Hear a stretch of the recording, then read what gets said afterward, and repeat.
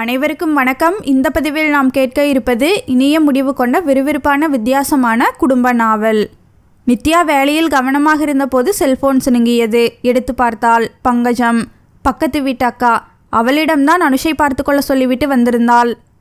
அனுஜிற்கு காலையில் லேசாக ஜுரம் இருந்தது. கையிலிருந்த ஜுர மாத்திரை ஒன்றை கொடுத்து பக்கத்து வீட்டு பங்கஜத்திடம் பார்த்து கொள்ள சொல்லிவிட்டு அலுவலகம் வந்திருந்தாள். இப்பொழுது பங்கஜத்திடமிருந்து ஃபோன் என்றதும் படபடப்பு கூடியது. அனுஷிற்கு ஏதாவது பிரச்சனையா? செல்லை எடுத்து ஹலோ என்றாள். நித்யா, சொல்லுங்கக்கா, அனுஷ் எப்படி இருக்கான்? நித்யா, அனுஷுக்கு ஜுரம் அதிகமாயிட்டு, கண்ணை திறக்க முடியல. நீ சீக்கிரம் வந்தீன்னா ஹாஸ்பிட்டல் கூட்டிட்டு போகலாம். பங்கஜம் சொன்னதும் படபடப்பு இன்னும் கூடியது. சரிக்கா, பர்மிஷன் போட்டுட்டு நான் உடனே கிளம்பி வரேன். அவசரமாக கம்ப்யூட்டரை ஆஃப் செய்துவிட்டு எழுந்தாள். முகத்து வியர்வையை கைக்குட்டையால் ஒற்றிக்கொண்டே மேனேஜரின் அறைக்குள் நுழைந்து விஷயத்தை சொன்னாள். என்னம்மா நீ ஒரு பொறுப்பான தாய் இப்படியா இருக்கிறது? காலையிலிருந்தே ஜுரம்கிறா, இப்படியா விட்டுட்டு வர்றது? லீவு போட்டுட்டு பார்த்துக்க வேண்டியது தானே. மாத்திரை கொடுத்துட்டு தான் சார் வந்தேன். இது அதை விட முட்டாள்தனம். டாக்டரோட ஆலோசனை இல்லாமல் மாத்திரை கொடுக்கறது முட்டாள்தனம். ஒன்று கிடக்க ஒன்று ஆச்சுன்னா என்ன பண்ணுவா? முதல்ல நீ கிளம்பு. ஒரு தந்தையை போல் அவர் கடிந்து கொள்ள நன்றி சொல்லிவிட்டு அவசரமாக வெளியே வந்தாள். பேருந்திற்காக காத்திருக்க பொறுமை இழந்து ஆட்டோ ஒன்றை அமர்த்தி கொண்டு விரைந்தாள். படபடப்பை தானாகவே கூட்டிக் கொண்ட மனதை ஆசுவாசப்படுத்தி கொண்டாள். ஏன் இத்தனை படபடப்பு? குழந்தைகளுக்கு ஜுரம் வருவது இயற்கைதானே. அவளுக்கென்றிருக்கும் ஒரே உறவு அனுஷ்தானே. அவனுக்கு ஒன்றென்றால் சகலமும் நடுங்க தொடங்கிவிடுகிறது. அனுஷை மடியில் போட்டுக்கொண்டு பங்கஜம் அவனுடைய தலையை வருடிவிட்டு கொண்டிருந்தாள். அனுஷ் ஜுரத்தின் வேகத்தில் அனத்தி கொண்டிருந்தான். தாயை கண்டதும் விம்மி அழத் தொடங்கினான். கண்ணீர் ததும்ப அணைத்து கொண்டிருந்தவள் பங்கஜம் அவசரப்படுத்தவே மகனை எழுப்பி தான் வந்த ஆட்டோவிலேயே அமர்த்தி கொண்டு பக்கத்திலிருந்த மருத்துவமனைக்கு சென்றாள். கூட்டம் அதிகமாயிருந்தது. அவளது முறை வரும் வரை அனுஷ் மிகவும் படுத்திவிட்டான். டாக்டர் அனுஷை அட்மிட் செய்துவிட்டார். மலேரியாவாக இருக்கலாம் என்று அனைத்து டெஸ்ட்டுகளும் எழுதி கொடுத்தார். அலுவலகத்திற்கு ஃபோன் செய்த போது மேனேஜர் குழந்தையை கவனித்து கொண்டு மெதுவாக வந்தால் போதும் என்று கூறிவிட்டார். மருத்துவமனையில் 10 நாட்கள் இருக்க வேண்டியிருந்தது. 10 நாட்களும் நித்யா பட்டப்பாடு சொல்ல முடியாததாக இருந்தது. பங்கஜம் நிறைய உதவி செய்தாள். வேலைக்கு சமைத்து கொண்டு வந்து கொடுத்தாள். அனுஷிற்கு தகுந்த மாதிரி பத்திய சாப்பாடு தனியாக தயாரித்து தந்தாள். 10 நாட்கள் பம்பரமாக வேலை செய்த பங்கஜத்திற்கு எப்படி நன்றி கூறுவதென்று தெரியவில்லை. ஒரு வழியாக அனுஷை வீட்டிற்கு அழைத்து வந்தாகிவிட்டது. சாம்பார் சாதமும் கீரை மசியலும் சாப்பிடும் அளவிற்கு வயிறு ஒத்துழைத்தது. அக்கம்பக்கத்து குழந்தைகளுடன் விளையாடுவதை பார்க்க மனதிற்கு இதமாக இருந்தது. மறுநாள் வேலைக்கு செல்லும் மனநிலையில் வேண்டியவற்றை எடுத்து வைத்து கொண்டிருந்தாள் நித்யா. மேனேஜர் தாராளமாக 10 நாட்கள் விடுப்பு கொடுத்தாலும் சேர்ந்து கிடக்கும் வேலைகளை முடிக்க வேண்டுமே என்ற அழுத்தம் இப்பொழுதே அவளை அழுத்த தொடங்கியது. பங்கஜம் வராண்டாவில் விளையாடி கொண்டிருந்த அனுஷை கொஞ்சிக் கொண்டே உள்ளே வரும் ஓசை கேட்டது. வாங்கக்கா. வர்றேன் நித்யா. என்ன, நாளைக்கு ஆஃபீஸ் போகிறதுக்கு எல்லாம் எடுத்து வச்சிட்ருக்கியா? ஆமாக்கா, 10 நாள் வேலை தேங்கி கிடக்கும். எல்லாத்தையும் எப்படி தான் முடிக்க போகிறனோ தெரியல. உனக்கென்ன, நிமிஷத்தில் முடிச்சுடுவா என்று பெருமைப்பட்டு கொண்ட பங்கஜத்தின் கைகளை பற்றி கொண்டாள் நித்யா. கண்கள் கலங்கின. அக்கா, உனக்கு எப்படி நன்றி சொல்கிறதுனே எனக்கு தெரியல. உறவுகள் கூட சில சமயங்களில் உதவுவதில்லை. நண்பர்கள்தான் உடன் பிறந்தவர்களை விட உன்னதமாக செயல்படுகிறார்கள். எதுக்கு நன்றி? பெருசாக என்ன பண்ணிட்டேன்? நீ தனியாக கிடந்து கஷ்டப்படும் போது என்னால் எப்படி பார்த்துட்ருக்க முடியும்? எனக்கு ஒரு தங்கச்சி இருந்தால் நான் உதவ மாட்டேனா? நித்யாவை தோளோடு அணைத்து கொண்டாள் பங்கஜம். உங்கிட்ட ஒன்று பேசணும். சொல்லுங்கக்கா. எப்பவுமே சொல்கிறது தான், புதுசாக எதுவும் இல்லை. ஒரு கல்யாணத்தை பண்ணிக்க நித்யா. பங்கஜம் இப்படி சொன்னதுமே நித்யாவின் முகம் இருண்டு போனது. நித்யா சட்டென எழுந்தாள். விலக முயன்றவளை கையை பற்றி அமர்த்தினாள் பங்கஜம். எங்கே போறா? காஃபி போட்டுட்டு வரேன். காஃபியும் வேண்டாம், ஒன்றும் வேண்டாம். உட்கார், நான் கேட்டதுக்கு பதில் சொல்லு. அழுத்து போச்சுக்கா. என்ன அழுத்து போச்சு? என் கேள்வியா கல்யாணமா? ரெண்டும் தான். இந்த வயசில் நீ இப்படி நினைக்கலாமா? உனக்கு ஒரு துணை வேண்டாமா? நீ சாஞ்சுக்க ஒரு தோள் வேண்டாமா? இதோ இந்த தோள் இருக்கே, 10 பேர் சாஞ்சுக்கலாம். பங்கஜத்தின் தோளை சிரித்தபடியே தட்டி அவள் குண்டாயிருப்பதை கிண்டல் செய்தாள். விளையாடாதா, நான் சொல்கிறத பற்றி கொஞ்சம் சிந்தனை பண்ணு. சிந்தனை பண்ண எல்லாம் நல்லாத்தான் இருக்கும். செயலுக்கு வரும்போது தான் பிரச்சனைகள் வரும். என்ன பிரச்சனை வரும்? அக்கா ப்ளீஸ், போதும். ஒரு முறை நான் பட்டதே போதும். என் குழந்தைக்கு அம்மாவாவும் அப்பாவாவும் என்னால் இருக்க முடியும். உன்னால் அம்மாவாவும் அப்பாவாவும் உன் குழந்தைக்கு இருக்க முடியும். ஆனால் உனக்கு ஒரு புருஷனாக இருக்க ஒருத்தன் வேண்டாமா? ஒரு ஆணை அந்த மாதிரி ஒரு உறவில் ஈடுபடுத்தி பார்க்கவே வெறுப்பாக இருக்குக்கா. தப்பு நித்யா, பழைய வாழ்க்கையில் உனக்கு ஏற்பட்ட அனுபவத்தை வச்சே நீ பேசுறது தப்பு. ஆண்கள் இப்போவெல்லாம் பெண்களை புரிஞ்சுக்கிட்டு இருக்காங்க. உன்னை மாதிரியே துணையை விட்டுட்டு இருக்கிறவங்க, துணையை இழந்தவங்க, இப்படி ஒருத்தர் நீ கல்யாணம் பண்ணிக்கிட்டா உனக்குன்னு ஒரு குடும்பம் இருக்கும் இல்லையா? இங்கே பார், இனிமே நான் உங்ககிட்ட கெஞ்சிட்டு இருக்க போகிறதில்ல. உனக்கு ஏற்ற மாதிரி ஒரு மாப்பிள்ளையை கொண்டு வந்து நிறுத்துறேன். அப்போ உன்னால் முடியாதுன்னு சொல்லவே முடியாது. சரி, அதை அப்புறம் பார்த்துக்கலாம். இப்போ ஒரு கப் காஃபி சாப்பிடலாமா? எஸ், ப்ரூ காஃபியாக இருக்கட்டும். அப்போ தான் ஒருத்தர் புரிஞ்சுக்க முடியும். நித்யா கலகலவென சிரித்தபடி சமையலறைக்குள் நுழைந்தாள். என்னம்மா, பையன் எப்படி இருக்கான்? மேனேஜர் சிவராமன் அக்கறையுடன் விசாரித்தார். நல்லா இருக்கான் சார். 10 நாளும் படாத பாடு படுத்திட்டான். சமாளிக்கவே ரொம்ப கஷ்டமாக போயிடுச்சு சார். ஒண்டி கட்ட, நீ என்னம்மா பண்ணுவ? பக்கத்து வீட்டு ஃப்ரெண்ட் ரொம்பவே உதவி பண்ணினாங்க. இல்லாட்டி சமாளிக்கவே முடியாது. நேரத்துக்கு சாப்பாடு, நான் இல்லாத நேரத்தில் குழந்தையை கவனிச்சுக்கிறது, இப்படி நிறைய உதவி பண்ணினாங்க. அவங்க உதவி பண்ணலைன்னா என்னால் ஒன்றுமே பண்ணியிருக்க முடியாது. இப்படி ஒரு ஃப்ரெண்டை தந்ததுக்கு நான் கடவுளுக்கு தான் நன்றி சொல்லணும். உண்மைதான். சில சமயம் உறவினர்களை விட, உடன் பிறந்தவர்களை விட நண்பர்கள் தான் நமக்கு உதவுவாங்க. ஆனால் எல்லா நேரத்துலையும் நாம் நண்பர்களையே நம்பி இருக்க முடியாதுமா. நமக்குன்னு சில உறவுகள் வேணும். எப்பவும் நான் உனக்கு சொல்கிறத தான் இப்பவும் சொல்கிறேன். கல்யாணம் பண்ணிக்கமா. ஏனோ நித்யாவுக்கு சிரிப்பாக வந்தது. பங்கஜத்தின் முகம் கண்ணில் வந்து போனது. நேற்று அவளும் இதையே வற்புறுத்தியது மனதில் எதிரொலித்தது. என்னமோ சிரிக்கிறா. நான் அடிக்கடி உன்னை கல்யாணம் பண்ணிக்க சொல்லி வற்புறுத்துறது உனக்கு விளையாட்டா இருக்கா? ஆமாம் சார். ஒரு விளையாட்டு பிடிக்கலன்னா சட்டுன்னு அந்த விளையாட்டை விட்டுட்டு நாம் வெளியேறலாம் இல்லையா? அது மாதிரி தான் கல்யாண வாழ்க்கையும் ஆயிட்டு. இந்த விளையாட்டு சரி வரலன்னு தானே தனியே வாழ்ந்துட்டு இருக்கேன். திரும்பவும் அந்த ஆபத்தான விளையாட்டை விளையாடணுமா? ஆபத்துங்கிறது நம்ம சிந்தனையை பொறுத்ததுமா. இந்த சின்ன வயசுல வாழ்க்கையோட எதிர்நீச்சல் போடுறத விட்டுட்டு தனியே வாழ்றது சரியா? ஆணுக்கு பெண் சரிநிகர் சமானம் அப்படி இப்படின்னு பெண்கள் சம உரிமை பேசுகிறீங்க. ஆனால் செயல்னு வரும்போது பதுங்குறீங்க. ஒரு வாழ்க்கை சரியில்லைன்னா அதை முறிச்சுக்கிட்டு ஆண்கள் உடனே அடுத்த கல்யாணத்துக்கு ரெடியாகிடுறாங்க. ஆனால் பெண்கள் இன்னொரு கல்யாணம் பண்ணிக்க ஏன் முன் வர்றதில்ல? இந்த கேள்விக்கு நித்யாவால் பதில் சொல்ல முடியலை. உண்மைதானே? எல்லா விஷயத்திலும் ஆணுக்கு நிகராய் விளங்கும் பெண்கள் திருமண விஷயத்தில் மட்டும் ஏன் துணிச்சலான முடிவை எடுக்க முடியவில்லை? ஒரு மன வாழ்க்கை முறிந்துவிட்டால் அதை அடுத்த கணமே மறந்துவிட்டு இன்னொரு வாழ்க்கைக்கு ஆண்களால் சட்டென தயாராகும் போது பெண்களால் ஏன் அப்படி முடிவதில்லை? சில வீடுகளில் பெண்களுக்கு மறுமணம் பற்றி பேச்சையே எடுப்பதில்லை. சிலர் மறுமணம் செய்து வைக்க முன்வந்தாலும் பெண்கள் எளிதில் சம்மதிப்பதில்லை. ஏன்? பெண்களுக்கு துணிச்சல் கிடையாதுமா. பெண்கள் எப்பவுமே நெகட்டிவ் திங்கிங் தான். ஒரு தடவை ஒரு தப்பு நடந்தா திரும்ப திரும்ப அதையே நினச்சிக்கிட்டு திரும்பவும் அதுவே நடந்துடும்னு பயப்படுறது. ஏன்? அது கோழைத்தனம் இல்லையா? கோழைத்தனமோ நெகட்டிவ் திங்கிங்கோ இல்லை சார். விழிப்புணர்வு. இன்னொரு தடவை விழுந்துடக்கூடாதுங்கிற விழிப்புணர்வு. இப்போ விழுந்ததில் நான் மட்டும்தான் பாதிக்கப்பட்டிருக்கேன். இன்னொரு தடவை விழுந்தா என் மகனும் பாதிக்கப்படுவான் இல்லையா? வேண்டாமா, தப்பாவே யோசிக்காதா. உங்ககிட்ட பேசினா நீ இப்படி தான் குழப்பமாக பேசுவ. இனிமே நான் உங்ககிட்ட சம்மதத்தை கேட்குற மாதிரி இல்லை. உனக்கு ஏற்ற மாப்பிள்ளையை கொண்டு வந்து நான் நிறுத்துறேன். அப்போ நீ சம்மதிச்சுதானே ஆகணும். இதை கேட்டதும் பங்கஜமும் இதே வார்த்தையை சொன்னது ஞாபகத்திற்கு வந்தது. தன்னையும் மீறி கலகலவென சிரித்தாள். ஏமா சிரிக்கிறா? இவனால் எதுவும் முடியாதுன்னு நினைக்கிறியா? எகத்தாளமாக சிரிக்கிற இந்த சிரிப்பையே சந்தோஷமான சிரிப்பாக மாற்றலா? அப்புறம் பாரு. அவள் எதுவும் பேசாமல் தன் இருப்பிடத்திற்கு வந்தாள். தன் இருக்கையில் வந்தமர்ந்த நித்யா கண்களை மூடிக்கொண்டாள். உலகமே இருண்டதைப் போல் இருந்தது. கண்ணெதிரே வேலைகள் குவிந்து கிடந்தன. எல்லாவற்றையும் சீக்கிரமாக முடித்துவிட வேண்டும் என வந்தாள். ஆனால் ஒரு வேளையும் செய்ய முடியாமல் திடீரென ஒரு வேளையும் செய்ய தெரியாததைப் போல் எல்லாம் மறந்து போனதைப் போல் ஆனது. சற்று முன் சிவராமன் சொன்னதெல்லாம் மனதில் ஓடியது. கூடவே போட்டி போட்டுக்கொண்டு பங்கஜம் சொன்னதும் ஓடியது. சிவராமனின் எதிரில் ஏதோ காமெடியை கேட்டதைப் போல் சிரித்தாள். ஆனால் தனியே வந்தமர்ந்த போது கேலியாக சிரித்த சிரிப்பு மறைந்து சொல்ல முடியாத வேதனை மெல்ல மெல்ல எழுந்து நெஞ்சு முழுவதும் பரவியது. சந்தானத்தின் முகம் மெல்ல தோன்றியது. தோன்றியதுமே உள்ளுக்குள் தூக்கி வாரி போட்டது. உடல் முழுவதும் மின்சாரம் பரவியது. கைகால்கள் இழுத்து கொள்வதைப் போல் ஒருவித உணர்வு உண்டானது.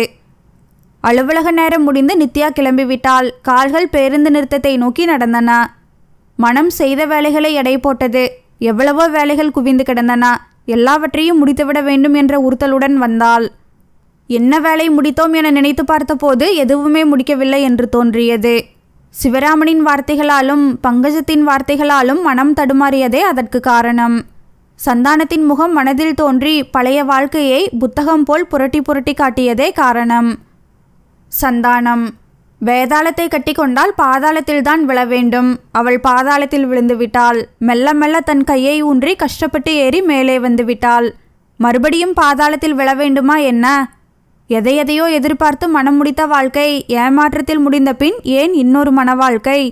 திட்டமிட்டே ஏற்பாடு செய்த திருமணம், அதனால் பட்டப்பாடு. அப்பப்பா! வராத காதல், வற்புறுத்தலால் வந்த காமம், அதன் வரதட்சணையாக அனுஷ்.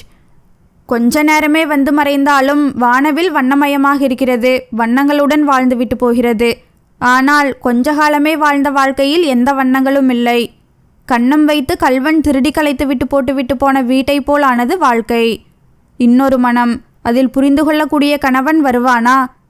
பெண்களுக்கு துணிச்சல் இல்லை என்கிறார் சிவராமன். முதல் வாழ்க்கை சரியில்லை என்றால் உடனடியாக இன்னொரு வாழ்க்கையை ஆண்கள் எந்த குற்ற உணர்வுமின்றி எந்த சலனமுமின்றி ஏற்றுக்கொள்ளும்போது பெண்கள் அந்தளவிற்கு பக்குவம் இல்லாமல் இருப்பது ஏன்? சிவராமன் கேட்பது சரிதானே. முதல் வாழ்க்கை முறிந்துவிட்ட பெண்கள் எல்லாம் முற்றிலும் எல்லாவற்றையும் துறந்துவிட்டு வாழ முடிகிறது.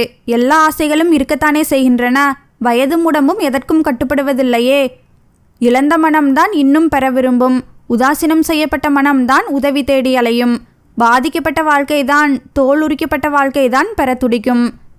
கண்ணீர் கன்னங்களை துடைக்கத்தானே கரம் வேண்டும். நான் அனுதினமும் அளவில்லையா? அப்படியென்றால் சிவராமன் சொல்வதைப் போல், பங்கஜம் சொல்வதைப் போல் நான் இன்னொரு கல்யாணம் செய்து கொள்வதா?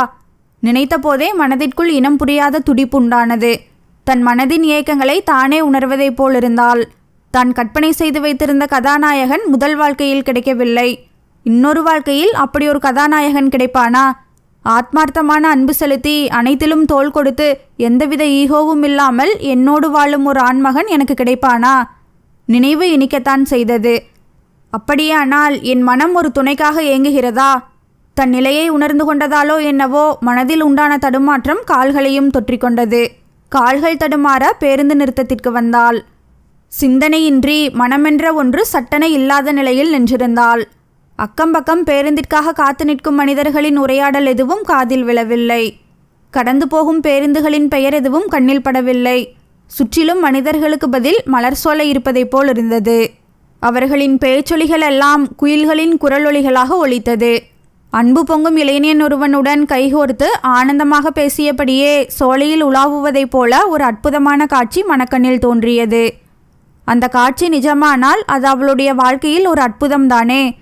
நிறைய பேர் வந்து நிற்கும் பேருந்தில் ஏறுவதும் இறங்குவதுமாக இருந்தனர். அவளோ தன் கற்பனை உலகிலிருந்து இறங்காததால் வந்து நிற்கும் எந்த பேருந்திலும் ஏறாமல் இருந்தாள். அப்பொழுது அவளை கடந்து சென்ற ஆட்டோ ஒன்று மீண்டும் பின்னாலேயே திரும்பி வந்து அவள் அருகே நின்றது. அதிலிருந்து எட்டி பார்த்த ஒரு பெண், ஹாய் நித்யா என்றபடி இறங்கினாள். அவளை பார்த்து துணுக்குற்றாள் நித்யா. யாரென கண்டுபிடிக்க சில கணங்கள் தேவைப்பட்டது. பின் மலர் என நினைவுலகத்திற்கு வந்து கத்தினாள். இருவரும் பொது இடம் என்பதை மறந்து நேசமாக அணைத்து கொண்டார்கள். எப்படி இருக்க மலர்? நல்லா இருக்கேன். நீ எப்படி இருக்கா? ஏனோ நித்யா சிரித்த சிரிப்பில் விரக்தி அவளையும் மீறி வெளிப்பட்டது. இருக்கேன் என்றாள். அனுஷ் எப்படி இருக்கான்? நல்லா இருக்கான். அதற்குள் ஆட்டோ டிரைவர் ஹாரன் அடிக்கவே, இரு அவரை அனுப்பிட்டு வரேன் என்றவாறு ஆட்டோ பக்கம் திரும்பிய மலர், நான் அங்கேயே இறங்கிக் கொள்வதாக சொல்லிவிட்டு அவர் கேட்ட பணத்தை கொடுத்து அனுப்பிவிட்டு நித்யாவிடம் வந்தாள். இருவரும் ஒரு பக்கமாக நகர்ந்து சென்று நின்றனர். அங்கே மனிதர்கள் இல்லை. நிஜமா உன்னை பார்ப்பேன்னு நினைக்கல மலர். இந்த பக்கம் எப்படி? சொந்தக்காரங்க வீட்டுக்கு வந்தேன், உன்னை பார்த்தேன், அதான் இறங்கிட்டேன். நீ இந்த ஏரியாவில் இருக்கா? இல்லை, இங்கே வேலை பார்க்குறேன். அம்மா அப்பாவெல்லாம் எப்படி இருக்காங்க?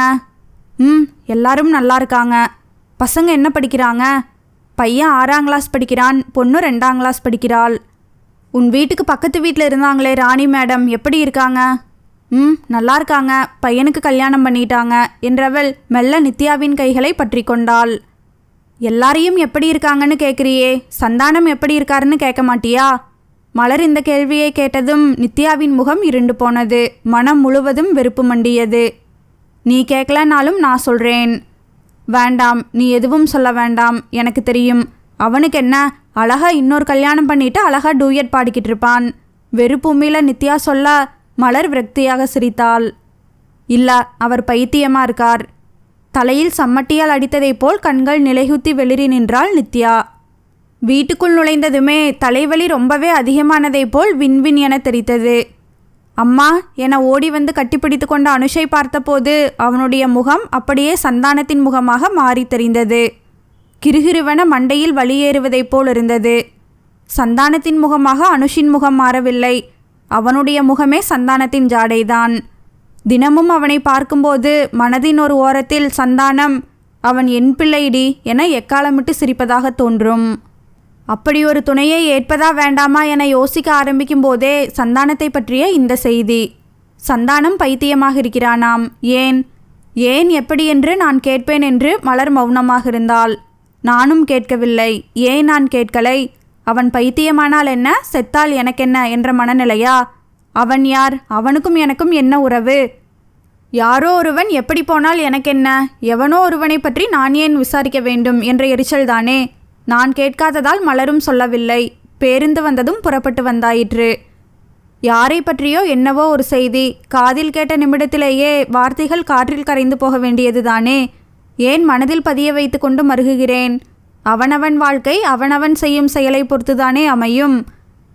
அடுத்தவர்களை முட்டாளாக்கியவன், அடுத்தவர்களை ஏமாற்றியவன், அடுத்தவர்களை பைத்தியமாக்கியவன் இறுதியில் அப்படித்தானே ஆவான். காலம் அவனை முட்டாளாக்கி இருக்கிறது. வாழ்க்கை அவனை ஏமாற்றி இருக்கிறது. அவன் எண்ணங்கள் அவனை பைத்தியமாக்கியிருக்கிறது. இதில் வருத்தப்பட எதுவுமில்லை. யாரேனும் எப்படியோ போகட்டும். சம்பந்தமில்லாத ஒருவனை நினைத்து எதற்கு மன உளைச்சலுக்கு ஆளாக வேண்டும்? சட்டப்படி டைவர்ஸ் ஆகிவிட்டது. அவனை பற்றி நினைப்பதே தவறு. பாவம். எழுந்து உடைமாற்றி முகம் கழுவி பாலை காய்ச்சினாள். அனுஷை அழைத்து ஹார்லிக்ஸ் கலந்து கொடுத்தாள். காஃபி தயாரித்த போது வாசனையை நுகர்ந்து வந்தவளைப் போல் பங்கஜம் வந்தாள். எப்போ வந்தா என்றபடி அருகில் வந்தாள். இப்பதான்கா. ஏன் லேட்? 10 நாளும் முடிக்காத வேலைகளை இழுத்து போட்டுக்கிட்டு செய்தியா? சொல்லப்போனா வேலை செய்யவே மனசு ஓட மாட்டேங்குது. அதான் உன் பையன் குணமாகிட்டான்ல, அப்புறம் என்ன குழப்பம்? ரொம்ப நாளைக்கு பிறகு ஒரு ஃப்ரெண்டை பார்த்தேன். அவ கூட பேசிகிட்டு இருந்ததில் லேட் ஆகிட்டு. ஓ, அதனால தான் குழப்பமாக இருக்கியா? பழைய ஃப்ரெண்டை பார்த்தா குஷியாக இருக்காதா? ரொம்ப டல்லாக இருக்கா. அவளுக்கு ஏதாவது ப்ராப்ளமா? அதையெல்லாம் உங்கிட்ட கொட்டினாளா? அதெல்லாம் ஒன்றுமில்லா. காஃபியை கலந்து நீட்டினாள். இருவரும் தோட்டத்து பக்கம் வந்து அமர்ந்தனர். அருகருகே அமர்ந்தபடி காஃபியை குடிக்க தொடங்கினர். இவளிடம் மலர் சொன்னதை சொல்லலாமா? யோசித்து கொண்டே இருந்தாலே தவிர சொல்லவில்லை. இரவு முழுவதும் உறக்கமே இல்லை. புரண்டு புரண்டு படுத்தாள். பழைய நினைவுகள் எல்லாம் அவளை புரட்டி போட்டன. அக்கா புவனா இப்படி ஒரு வார்த்தையை சொல்வாள் என்று நித்யா கனவிலும் நினைக்கவில்லை. அக்காதான் சொல்கிறாளா? தன் காதுகளையே அவளால் நம்ப முடியலை. கண்கள் இருட்டி கொண்டு வருவதைப் போல் இருந்தது. அக்கா சொன்னதே மறுபடி காதில் ஒலித்து கொண்டிருந்தது. நித்யா, நீ பெரிய சின்னம்மா வீட்டில் போய் கொஞ்ச நாளைக்கு இருந்து படி. ஏன் என்னை பெரிய சின்னம்மா வீட்டிற்கு போக சொல்கிறாள்? நான் என்ன தப்பு செய்தேன்? இத்தனை நாட்களாக நான் இங்கே தானே இருந்தேன். திடீரென அக்கா ஏன் என்னை பெரிய சின்னம்மா வீட்டிற்கு போக சொல்கிறாள்? அம்மா இறந்தபோது எனக்கு எப்படியெல்லாம் உறுதியளித்தாள், எப்படியெல்லாம் நம்பிக்கை அளித்தாள். நான் இருக்கேன் நித்யா, உனக்கு நான் இருக்கேன். அம்மா இடத்துலேருந்து உனக்கு நான் எல்லாமும் செய்கிறேன். நீ கவலைப்படாதே என அணைத்து கொண்டாளே. கண்ணீரை துடைத்தாளே. சொன்னபடிதானே நடந்து கொண்டாள். ஒரு நாளும் தன் அன்பில் அவள் குறை வைக்கவில்லை. தன் குழந்தைகளை எப்படி கவனித்து கொண்டாளோ அப்படித்தானே என்னையும் கவனித்து கொண்டாள். நித்யா, நான் தான் படிக்காமல் போயிட்டேன். நீயாவது நல்லா படி, ஒரு வேலைக்கு போ, அப்புறமா கல்யாணம் பண்ணிக்கலாம். இப்படியெல்லாம் பேசிய அக்காவா என்னை பெரிய சின்னம்மா வீட்டிற்கு போக சொல்கிறாள்? திடீரென என்னை பாரமாக பார்க்கிறாளா? நெஞ்சு குமுறியது. திடீரென அம்மாவின் எண்ணம் பெருகி வந்து நெஞ்சை அமுத்தியது. அம்மா சின்ன வயதிலேயே அப்பாவை இழந்துவிட்டு தன்னந்தனியாக இருக்கும் நிலங்களை கவனித்து கொண்டு 2 பெண்களையும் வளர்த்தாள். புவனாவிற்கு திருமணமானதும் ஆண் பிள்ளை இல்லை என்பதால் சாமிநாதனை வீட்டோடு மாப்பிள்ளையாக இருக்க வைத்தாள். அவனும் நிலபுலன்களை கவனித்து கொண்டு வீட்டோடு இருந்தான். அம்மா இறக்கும்போது நித்யா 10வது படித்து கொண்டிருந்தாள். அம்மா போன பிறகு எல்லாமே அக்காவாகி போனாள். அக்காவிற்கு 2 குழந்தைகள். இப்பொழுது +2 படிக்கிறாள். உள்ளூரிலேயே டியூஷனுக்கெல்லாம் ஏற்பாடு செய்து கொடுத்திருந்தாள். இப்பொழுது பெரிய சின்னம்மாவின் வீட்டிற்கு சென்றால் அங்கிருந்து தினமும் பஸ் பிடித்து இங்கே பள்ளிக்கூடம் வர வேண்டுமா? டியூஷன் எல்லாம் முடிய இரவு வந்து விடுமே. கிராமத்திற்கு இரவில் பஸ்ஸில் போக முடியுமா? அக்கா இதையெல்லாம் யோசிக்கவில்லையோ? அக்காவிற்கு முற்றிலும் ஒத்தாசையாகத்தானே நான் இருக்கிறேன். படிக்கிறேன் பேர்வழி என ஒரு நாளும் அவள் சொல்லும் வேலைகளை நான் தட்டியதில்லையே. அவள் சொல்வதற்கு முன்பே எல்லாவற்றையும் செய்து வைத்து விட்டுத்தானே செல்கிறேன். பிறகு ஏன் இந்த முடிவு? கண்ணில் கண்ணீர் கொப்பளித்தது. குமுறி கொண்டிருந்த இதயத்தை கொட்டிவிட துடித்தாள். கொட்டிவிட்டாள். அக்கா, பெரிய சின்னம்மா வீட்டுக்கு ஏன் என்ன அனுப்புறா? அக்கா கண் பார்த்து பேசவில்லை. குனிந்த தலையோடு பேசினாள்.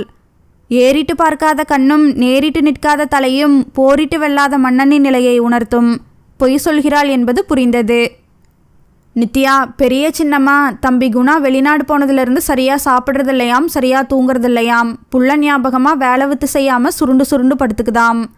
அதனால் நீ வந்து கொஞ்ச நாள் இருந்தா சின்னம்மா சரியாயிடும்னு சித்தப்பா நினைக்கிறார். அதனால தான் உன்னை கொஞ்ச நாள் அங்கே இருக்க சொல்கிறேன். கொஞ்ச நாள் போயிரு. அக்கா, இங்கே ஸ்கூல் போகிறது வசதி. டியூஷன் முடிச்சுட்டு நான் எவ்வளவு லேட்டானாலும் வர முடியும். அங்கேருந்து எப்படி? இதை பார், டியூஷன் வச்செல்லாம் நீ ஒன்றும் படிக்க வேண்டாம். ஸ்கூலில் என்ன சொல்லி தராங்களோ அதை மட்டும் படி. டியூஷனெல்லாம் போயிட்டு வீட்டுக்கு நேரம் கழித்து போக வேண்டாம். அக்கா, நான் +2. இந்த ஒரு வருஷம் எனக்கு டியூஷன் அவசியம் வேணும். இதை பார், சொன்னதை செய். டியூஷன் வைக்காமல் என்ன மார்க் கிடைக்குதோ அது போதும். போ. துணிமணிகளை எடுத்து வச்சுட்டு கிளம்பு. கண்ணீர் கொப்பளித்தது. ஆரம்பத்தில் நித்யா டியூஷன் போகாமல் தான் இருந்தாள். புவனா தான் அவளை வற்புறுத்தி சேர சொன்னாள். அக்கா, உனக்கு என்னால் பணம் செலவாகுமே. டியூஷனுக்கு மாதம் பணம் தரணும். அதையெல்லாம் நினச்சி கவலைப்படாதே, அதை நான் பார்த்துக்கிறேன். அன்றைக்கே அவளுடைய மூட்டை முடிச்சை கட்ட வைத்து பெரிய சின்னம்மா வீட்டில் கொண்டு வந்து விட்டாள். அக்கா ஏன் தன்னை இங்கே கொண்டு வந்து விட்டாள் என்பதற்கான காரணம் சின்னம்மா வீட்டில் அவளுக்கு கிடைத்தது.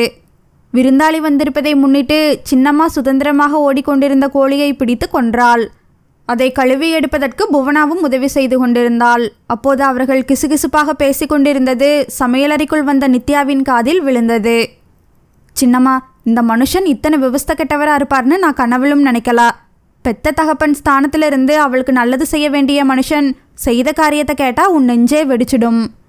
ஏன் அவளை கை நீட்டி அடிச்சாரா? அவள் ஏதாவது தப்பு செய்து கை நீட்டி இவர் அடிச்சிருந்தா கூட நான் பெருமைப்பட்டிருப்பேனே. எனக்கு சொல்லவே கூசுது. மாட்டிக்கிட்டு தொங்கிடலாம்னு இருக்கு. என்னதான் பண்ணினார் சொல்லேண்டி? ராத்திரி அவள் தூங்கிட்டு இருக்கும்போது இந்த மனுஷன் அவள் ரூம் பக்கம் போனார். ஏதோ தண்ணி கிண்ணி வேணும் போலன்னு நானும் எழுந்து அவருக்கு தண்ணி கொடுக்க வெளியே வந்தேன். இவர் நேராக அவளோட ரூமுக்குள்ளே போய் அவள் தூங்கிட்டு இருக்கிறத அப்படியே நின்று பார்த்தாரு. சட்டுன்னு அவள் மாறாப்பை எடுத்து கீழே போட்டுட்டு அப்படியே வெறிச்சு பார்த்துட்டு இருக்காரு. இதை கேட்டதும் பெரிய சின்னம்மாவுக்கு மட்டும் இல்லை, நித்யாவுக்கு உச்சந்தலையில் யாரோ சம்மட்டியால் அடித்ததை போல் கண்களை இருட்டி கொண்டு வந்தது. அப்படியே கொலை பண்ணி போட்டுடலாம்னு ஒரு கோபம் வந்தது. ஆனால் நான் கத்தி கூச்சல் போட்டு சண்டை போட்டா அக்கம் பக்கம் விஷயம் தெரிஞ்சு போனா நித்யாவோட பேர் கெட்டு போகும். அவள் நாளைக்கு ஒருத்தன் வீட்டுக்கு போய் வாழ வேண்டிய பொண்ணு. அதனால் அவரை சாதாரணமாக கூப்பிடுற மாதிரி என் ரூமுக்கு போய் கூப்பிட்டேன். ராத்திரியெல்லாம் தூங்கலா. விடிய விடிய அழுதேன். அவளை கரையேற்றுற பொறுப்பை அம்மா எங்கிட்ட ஒப்படைச்சிட்டு போனாங்க. இந்த மனுஷன் அவளை கரையப்படுத்திடுவான் போல இருக்கு. அதற்கு மேல் அங்கே நிற்க முடியாமல் தடுமாறி படுக்கையில் சென்று விழுந்தாள். குமுறி குமுறி அழ வேண்டும் போல் இருந்தது. மனிதர்களின் மீது நம்பிக்கை குறைந்தது அப்பொழுதிலிருந்துதான். ஆண்களின் மீது அச்சம் தோன்றியது, மரியாதை குறைந்தது. விஷயத்தை புரிந்து கொண்டதால் அக்காவிடம் எதையும் கேட்கவில்லை. சின்னம்மாவும் அவளிடம் எதுவும் சொல்லவில்லை. தம்பி வெளிநாடு போனதுலேருந்தே வீடு வெறிச்சோடி போன மாதிரி இருக்கு. அதான் உன்னை கொண்டு வந்து விட சொன்னேன். இங்கிருந்துபடியே நீ ஸ்கூலுக்கு போயிட்டு வா என்று சின்னம்மா அக்கா சொல்லி கொடுத்து விட்டு போனதை அப்படியே ஒப்புவித்த போது மௌனமாக கேட்டுக்கொண்டாள் நித்யா. கிராமத்திலிருந்து சரியான நேரத்திற்கு ஓடி பஸ் பிடித்து கூட்டத்தில் நசுங்கி பள்ளிக்கூடம் போய் திரும்புவது சிரமமாயிருந்தது. டியூஷன் போக முடியவில்லை. பள்ளிக்கூடத்தில் நடத்தியதை வைத்து வீட்டிற்கு வந்ததும் படித்தாள். அதன் பிறகு அக்கா வீட்டிற்கு செல்வதை நினைத்து பார்க்க கூட முடியலை. அந்த மனிதனின் முகம் பார்க்க கூட பிடிக்கவில்லை. டியூஷன் போக முடியலை என்றதும் மிகவும் சிரமப்பட்டு படிக்க தொடங்கினாள். படிப்பு மட்டுமே உதவும், வேறெதுவும் உதவாது. யாரும் உதவ மாட்டார்கள். அந்த வயதிலேயே அவள் கற்றுக்கொண்ட பாடம் இதுதான். எனவே படிப்பில் மிகவும் கவனம் செலுத்தினாள். எடுத்துக்கொண்ட முயற்சிக்கு ஏற்ப பலன் கிடைத்தது. விதைத்த அளவிற்கு விளைந்தது. +2வில் நிறைய மதிப்பெண் வாங்கி தேர்வடைந்தாள். அடுத்து என்ன படிக்கலாம், எந்த காலேஜில் சேரலாம் என தோழிகளுடன் சேர்ந்து கலந்து ஆலோசித்து கலகலப்பாக இருக்கும்போதுதான் அடுத்தொரு இடியாக ஒரு செய்தியோடு வந்திருந்தாள் புவனா. தோழிகளின் வீட்டிற்கு சென்றுவிட்டு வீடு வந்தவள் அக்கா கூடத்தில் அமர்ந்து முந்தானையால் மூக்கை சிந்தியபடி பேசி கொண்டிருப்பது காதில் விழுந்ததும் வெளியே மாடிப்படிக்கருகில் தயங்கி நின்றாள். தான் +2வில் அதிக மதிப்பெண்கள் வாங்கியதை கேட்டதும் அக்கா மகிழ்ச்சி பொங்க ஓடோடி வருவாள். தன்னை ஆசையாக கட்டிக்கொள்வாள். ஆனந்த கண்ணீர் வடிப்பாள் என்று நினைத்த நித்யாவிற்கு அக்கா இப்படி வந்து உட்கார்ந்து கொண்டு அழுவது குழப்பமாயிருந்தது. என்னால் ஏதாவது ஆபத்து நிகழ்ந்து விடுமோ என முதலில் அக்கா பயந்தாள். ஆனால் இப்பொழுதோ நான் தான் இங்கே வந்து விட்டேனே, பிறகு எதற்கு இப்படி அழுகிறாள்? அழுகையுடன் அக்கா புலம்புவது காதில் விழுந்தது. சின்னம்மா, இந்த மனுஷனோட மனசில் இத்தனை விஷயம் இருக்கும்னு நான் கொஞ்சம் கூட நினைக்கல. அந்த ஆள் சொல்கிறத கேட்டால் அவரை நீ வெட்டியே போட்டுடுவா. என்ன சொல்கிறார்? நித்யாவை மேலே படிக்க வைக்க வேண்டாம், கல்யாணம் பண்ணி கொடுத்துடலாம்னு சொல்கிறாரா? அப்படி சொன்னால் பரவாயில்லையே, கொஞ்சமாவது அவள் மேலே அக்கறை இருக்குன்னு சொல்லலாம். அவளை தனக்கு கட்டி வைக்க சொல்கிறாரு. இதை கேட்டு நித்யா ஆடி போய் விட்டாள். இரத்த ஓட்டம் குப்பென தலைக்கேறிவிட்டது. கண்களை இருட்டி கொண்டு வந்தது. உமட்டி கொண்டு வாந்தி வந்தது. உடம்பு முழுவதும் யாரோ சாக்கடையை வாரி கொட்டியதை போல் அருவருப்புண்டானது. இந்த மாதிரி ஒரு விஷயம் காதில் விழுந்ததுமே ஓவென அலறி அள வேண்டும் போல் இருந்தது. என்னடி நினச்சிட்டு இருக்கான் உன் புருஷன்? என்ன கேட்க எடுக்க ஆள் இல்லைன்னு நினைக்கிறானா? நல்லா என் வாயில் வந்துடும். மருமகனாச்சேன்னு பார்க்கிறேன். இல்லாட்டி வர்ற ஆத்திரத்துக்கு அடிச்சே கொன்னுடுவேன். 2 பிள்ளைகளை பெற்றுட்டு மச்சினி கேட்குதா? எல்லாம் சொத்துக்காகத்தான். அம்மா நிலப்புலன்களையெல்லாம் அவரை பார்த்துக்க சொல்லிட்டு போனாலே மனுஷனுக்கு ஆசை அதிகமாயிட்டு. சொத்தையெல்லாம் தானே அனுபவிச்சுக்கணும்னு ஆசை வந்துட்டு. நித்யாவை வெளியே கட்டி கொடுத்தா பாதி சொத்தை கொடுக்கணும் இல்லையா? அதான் அவளை கட்டிட்டு சொத்தையெல்லாம் தானே எடுத்துக்கலாம்னு பிளான் பண்ணுறாரு. நித்யாவை நீ எனக்கு கட்டி கொடுக்கலான்னா பிள்ளைங்கள கூட்டிகிட்டு நீயும் உன் பெரிய சின்னம்மா வீட்டுக்கே போயிடுன்னு சொல்கிறாரு. அப்படியே பண்ணு. பிள்ளைகளை கூட்டிக்கிட்டு வா. கூடவே எல்லா சொத்தும் உங்கள் 2 பேரோடதுன்னு சொல்லு. அவனை வீட்டை விட்டு வெளியே போக சொல்லு. என்ன நினச்சிட்டு இருக்கான் மனசுல? புருஷனாக இருந்தால் ஆம்பளையாக இருந்தால் என்ன வேணால் செய்யலாம்னு நினச்சிட்டு இருக்கானா? போலீஸில் கம்ப்ளைண்ட் பண்ணி உள்ளே தூக்கி போட்டுடுவேன்னு சொல்லு.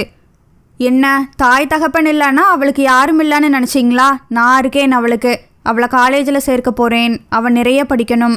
அவளுக்கு பிடிச்ச மாதிரியே படித்தவனை பார்த்து கட்டிக்கணும். பெரிய சின்னம்மா கோபத்தில் கண்ணா பின்னாவென்று பேசிக்கொண்டே போக நித்யா அங்கே இருக்க பிடிக்காமல் பக்கத்தில் இருந்த பிள்ளையார் கோவிலில் போய் அமர்ந்தாள். அக்கா புருஷனை நினைக்க நினைக்க நெஞ்சு குமுறியது. சி, இவ்வளவு கீழ்த்தரமாக கூட மனிதர்கள் இருப்பார்களா என்ன? சொத்துக்காக என்னை மனைவியாக ஆக்கிக்க நினைக்கிறானே, என்ன மனிதன் இவன்? யாருக்கு வேண்டும் இந்த சொத்து? கல்வியை விட ஒரு சொத்து வேண்டுமா என்ன? எனக்கு படிப்பு போதும், வேறெதுவும் தேவையில்லை. மனதிற்குள் வைராக்கியமும் வெறியும் வேர்பிடித்தன. பெண்களை அலட்சியமாகவும் உபயோகித்துவிட்டு தூக்கி எறியும் பொருளாகவும் நினைக்கும் ஆண்களின் முன் வாழ்ந்து காட்ட வேண்டும் என்ற எண்ணம் உண்டானது. மயிலாடுதுறையில் கல்லூரியில் சேர்ந்தால் அக்கா புருஷன் அடிக்கடி வந்து தொந்தரவு கொடுத்தால் என்ன செய்வதென்று திருச்சியில் கல்லூரியில் சேர்ந்தாள். அங்கேயே ஹாஸ்டலில் தங்கினாள். 3 வருட படிப்பு முடிந்ததும் உடனடியாக ஒரு வேலையை தேடிக்கொள்ள வேண்டும் என்ற எண்ணத்தில் விண்ணப்பம் செய்த கம்பெனிகளில் சென்னையிலிருந்து ஒரு கம்பெனியில் தேர்ந்தெடுக்கப்பட்டாள். அங்குதான் அவள் வாழ்க்கையில் தோல்வியுறப் போகிறாள் என்பது அப்போது அவளுக்கு தெரியலை. வேலைக்கு சேர்ந்த கம்பெனியில் 1 வருடம் ஒழுங்காக சென்றது. ஹாஸ்டலில் தங்கியிருந்தாள். இந்த 1 வருடத்தில் சென்னை ஓரளவு பழக்கப்பட்டிருந்தது. ஆஃபீஸில் அன்பான தோழிகள் கிடைத்திருந்தனர். ஊருக்கு செல்வதை சுத்தமாக நிறுத்தியிருந்தாள். நாள் கிழமைகளில் கூட செல்ல பிடிக்கவில்லை. அப்படியே சென்றாலும் சின்னம்மா வீட்டிற்கு தான் சென்றாள். அக்கா வீட்டிற்கு செல்ல மாட்டாள். அமைதியாக 1 வருடம் சென்றது. அடுத்த வருடத்தில் புதிதாக வந்து வேலையில் சேர்ந்தான் சந்தானம். முன்பு மதுரையில் வேலை பார்த்ததாகவும் இந்த கம்பெனியில் வேலை கிடைத்ததும் அதை உதறிவிட்டு வந்ததாகவும் சொன்னான். அம்மா அப்பா மட்டும்தான் தான் ஒரே பிள்ளை என்றான். அம்மாவும் அப்பாவும் தன்னுடன் தங்கியிருப்பதாக கூறினான். பார்ப்பதற்கு பளிச்சென கவர்ச்சியாக இருந்தான். சிரிக்க சிரிக்க பேசினான். சிரிக்க சிரிக்க பேசும் அழகில் மயங்கினாள். அக்கறையாக சில சமயம் அவன் பேசும்போது உருகினாள். அவனுடைய அருகாமை இனிப்பதை அவள் உணர்ந்த தருணத்தில் ஒரு நாள் அவன் கண்கள் பளிச்சிட சொன்னான். நித்யா, நான் உன்னை கல்யாணம் பண்ணிக்கலாம்னு இருக்கேன். உன்னோட விருப்பத்தை சொல்லுவியா? இப்படி அவன் கேட்டதும் அவள் தடுமாறி போனாள். என்ன பதில் சொல்வதென திணறி போனாள். அவள் திருதிருவென விழிக்க டென்ஷனில் பதற அவனோ குளிர்ச்சியாக சிரித்தான். என்ன பதிலையே காணோம்? அது வந்து அவள் திணற அவன் இன்னும் சிரித்தான். ஜிஎம் ஏதாவது கேள்வி கேட்டாலே பதில் சொல்ல திணறுவ. என்னோட கேள்விக்கு அவ்வளோ சீக்கிரம் பதில் சொல்ல முடியுமா? ஒன்றும் அவசரமில்ல, யோசிச்சு பதில் சொல்லு. சென்று விட்டான். அவன் தன்னிடம் எதையோ வென்றுவிட்டான் என்பதை உணர்ந்தாள். இரவெல்லாம் யோசித்தாள். யோசிப்பதற்கு இதில் என்ன இருக்கிறது? அவனுடைய பேச்சு, அருகாமை, அக்கறையெல்லாமும் கறந்த பாலின் கருப்பஞ்சாரும் நெய்யும் கலந்ததைப் போலல்லவா இனிக்கிறது. அவனுடைய அருகாமையே இப்படி என்றால் அரவணைப்பு, ஆத்மார்த்த அன்பு எப்படி இருக்கும்? சிறிய வயதிலேயே தந்தையை இழந்து தந்தை அன்பிற்காக ஏங்கிய காலங்கள், தாயின் அன்பிற்கு ஏங்கிய தருணங்கள், பெரிய சின்னம்மா வீட்டிற்கு வந்த பிறகு அக்காவின் அன்பிற்கு ஏங்கிய நிலை. வாழ்க்கை முழுவதுமே அன்பிற்கு ஏங்கி கிடந்த மனம் சந்தானத்தின் அன்பு கிடைத்ததுமே குலைந்து விட்டது. அவன் சம்மதம் கேட்டபோது சரணாகதியாகிவிடவே மனம் தயாரானது. ஆனால் ஏதோ ஒன்று அந்த சரணாகதியை அவனிடம் உணர்த்த தயாராயில்லை. கிராமத்து வளர்ப்பு அவளுக்குள் மறைந்து கிடப்பதை அவளே உணர்ந்தாள். என்ன 2 நாள் முழுசா போயிடுச்சு, எப்போ சொல்லுவ, என்ன சொல்லுவேன்னு எனக்கு டென்ஷன் ஏறிட்டே இருக்கு. கமான், எதுவாக இருந்தாலும் சொல்லிடு. அவன் மிரட்டலும் கெஞ்சலுமாக கேட்டான். சந்தானம், உங்களை கல்யாணம் பண்ணிக்க எனக்கு முழு விருப்பம். Wow, thank you dear. ஓகே, கிளம்பு. எங்கே வா, இதை கொண்டாட வேண்டாமா? என் பைக்கில் நெருக்கமாக உட்கார்ந்து என் இடுப்பை அணைச்சிட்டு தோளோரம் முகத்தை பதிச்சு நீ காதலா கிசுகிசுக்க அப்படியே ஜாலியாக ஹோட்டலில் போய் உனக்கு ட்ரீட் கொடுக்கணும். தேவல்ல. ஏன், அதான் முடிவே பண்ணிட்டியே, அப்புறம் என்ன பைக்கில் வர தயக்கம்? முடிவு பண்ணிட்டா போதுமா, முடிச்சு போட வேண்டாமா? என்னால் இந்த காதல் ஊர் சுத்தல் இதெல்லாம் பண்ண முடியாது. ஊருக்கு போய் எங்கள் அக்கா கிட்ட என்னோட சின்னம்மா கிட்ட கேட்டு அவங்க சம்மதிச்சா நம்ம கல்யாணம். சம்மதிக்கலன்னா சாரி. என்ன சாரி? அப்புறம் என் காதலுக்கு என்ன மதிப்பு? உன் வாழ்க்கையே அந்த கிராமத்து மனிதர்கள் கையில் கொடுக்கறது என்ன நியாயம்?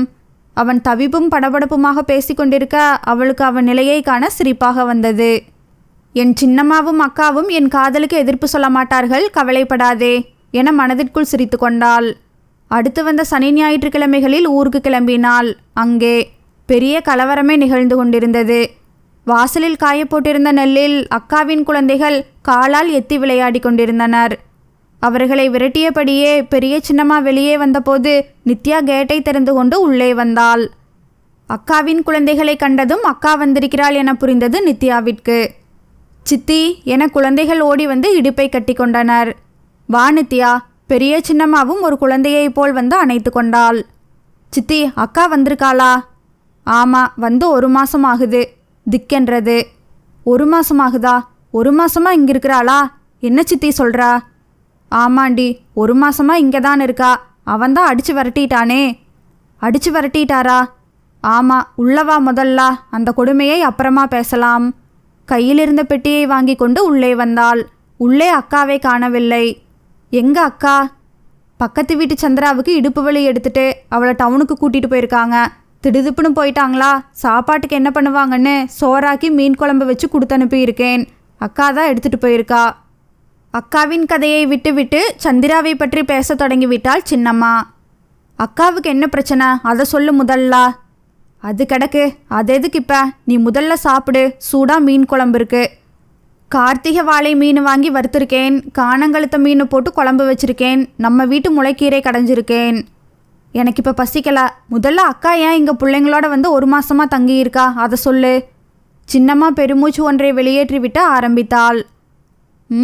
எல்லாம் பழைய கதை தான். சொத்துக்காக அந்த ராஸ்கல் உன்னை 2ஆம் தாரமாக கட்டி கொடுக்க சொல்லி சண்டை போட்டுட்டு இருந்தானா? அப்போதைக்கு உன்னை காலேஜுக்கு படிக்க அனுப்பினதும் கொஞ்ச நாள் வாயை மூடிக்கிட்டு இருந்தான். உன்னை பொண்ணு கேட்டு கும்பகோணத்திலிருந்து ஒரு குடும்பம் வந்தது, அவ்வளவுதான். அவங்கக்கிட்ட தாம் தூம்னு குதிக்க ஆரம்பிச்சிட்டான்.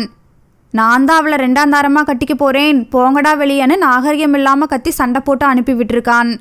அது மட்டும் இல்லாமல் கல்யாணங்காட்சி சாதி சனம் கண்ட இடமெல்லாம் நித்யாவை நான் தான் கட்டிக்க போகிறேன், எவனாவது பொண்ணு கேட்டு வந்தால் வெட்டி சாய்ச்சிடுவேன்னு ரொம்ப திமிரா பேசிகிட்டு இருக்கான். இதையெல்லாம் பொறுக்காமல் பொண்டாட்டி கேட்டிருக்கா. உடனே அவளை இழுத்து போட்டு அடித்து வீட்டை விட்டு துரத்திட்டான். பிள்ளைங்களை அழைச்சிட்டு வந்தவதான் 1 மாதமாக இங்கே இருக்கா. நித்யாவுக்கு நெஞ்சுக்குள் எரிமலை வெடிப்பதைப் போல் இருந்தது.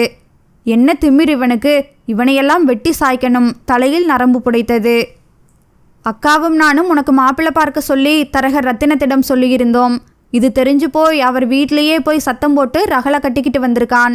உன் கல்யாணத்தை எப்படி தான் நடத்த போகிறோமோ தெரியல. உன்னை ஒருத்தன் கையில் பிடிச்சி கொடுக்குற வரைக்கும் நிம்மதி இல்லை. சின்னம்மா கண்களில் பொங்கிய நீரை துடைக்க தோன்றாமல் அழுதாள். குழந்தைகள் நித்யாவின் பேகை பிரித்து அவள் வாங்கி வந்திருந்த தின்பண்டங்களை எடுத்து சாப்பிடத் தொடங்கின. சித்தி, இந்த அம்மா ஏன் இங்கேயே இருக்கா? நாங்கள் பள்ளிக்கூடம் போக வேண்டாமா? அப்பா பாவம், எங்களை பார்க்காம ரொம்ப கவலைப்படுவார். இந்த அம்மா எப்போ பார்த்தாலும் அப்பா கிட்ட சண்டை போட்டுக்கிட்டே இருக்கா. எனக்கு கொஞ்சம் கூட பிடிக்கல. நீ அம்மாவை கண்டிச்சு வை சித்தி. கள்ளமின்றி பேசும் அக்காவின் மகனை அணைத்து கொண்டாள். தந்தையின் உண்மை குணம் தெரியாமல் இந்த குழந்தைகள் அவனுடைய அன்பிற்கு எப்படி ஏங்குகின்றன. சி, இவனெல்லாம் ஒரு தந்தையா? பொறுப்பற்றவன். பொறுப்பற்றவனா? இல்லை, அதிக பொறுப்புள்ளவன். அதனால்தான் அத்தனை சொத்துக்களையும் அபகரித்து தன் சந்ததிகளுக்கு சேர்த்து வைக்க நினைக்கிறான். எதுவும் பேசாமல் எழுந்து கொல்லைப்புறம் சென்றாள். முகம் கழுவினாள். கூடவே சின்னம்மா இதுவரை பேசிய விஷயங்களையும். அக்கா வந்ததும் ஒரு பாட்டம் அவளும் அழுதாள். ஏன் இப்படி அலறா? அலறதால என்ன பண்ண முடியும்? என்ன பண்ண போறா? இங்கேயே இருக்க போறியா? குழந்தைகளோட படிப்பு என்னாகிறது? என்ன பண்ண சொல்கிறா? அந்தாள் உன்னை கட்டி வைக்கிறதா இருந்தால் வீட்டுக்கு வர சொல்கிறான், இல்லாட்டி வராதேங்கிறான். அப்போ என்ன கட்டி வைக்க போறியா? கடவுளே, என்ன பேசுகிற நீ? காதுகளை பொத்தி கொண்டாள். திடீரென குலுங்கி குலுங்கி அழுக ஆரம்பித்தாள். அம்மா உன்னை நல்லபடியாக கரையேற்றுற பொறுப்பை எங்கிட்ட ஒப்படைச்சிட்டு போனா. உன்னை கரையேற்ற முடியலைனாலும் பாலுங்கணத்தில் தள்ளாமலாவது இருக்கணும் இல்லையா? சரி, அப்போ என்ன தான் பண்ண போகிறா? அதான் எனக்கும் தெரியலா. சரி, இந்த விஷயத்தை எங்கிட்ட விடு, நான் பார்த்துக்கிறேன். நீ என்ன பண்ண போறா? என்ன பண்ணலாம்னு யோசிக்கலாம். மறுநாள் டவுனில் ஒரு தோழியை பார்க்க வேண்டும் என கூறிவிட்டு கிளம்பினாள். அதற்கு கூட சின்னம்மா பதறினாள். நீ ஒன்றும் எங்கேயும் போக வேண்டாம், அந்த பாவி உன்னை வழியில் எங்காவது பார்த்தானா ஏதாவது பிரச்சனை பண்ணுவான் என பயந்தாள். சும்மா பயப்படாத சித்தி, என்ன பண்ணிடுவான்? வேலையை பாரு. சித்தியையும் அக்காவையும் திட்டிவிட்டு கிளம்பினாள். சாமிநாதன் தனியாக அமர்ந்து தண்ணி அடித்து கொண்டிருந்தான். போதை ஏறி கண்கள் சிவந்திருந்தன.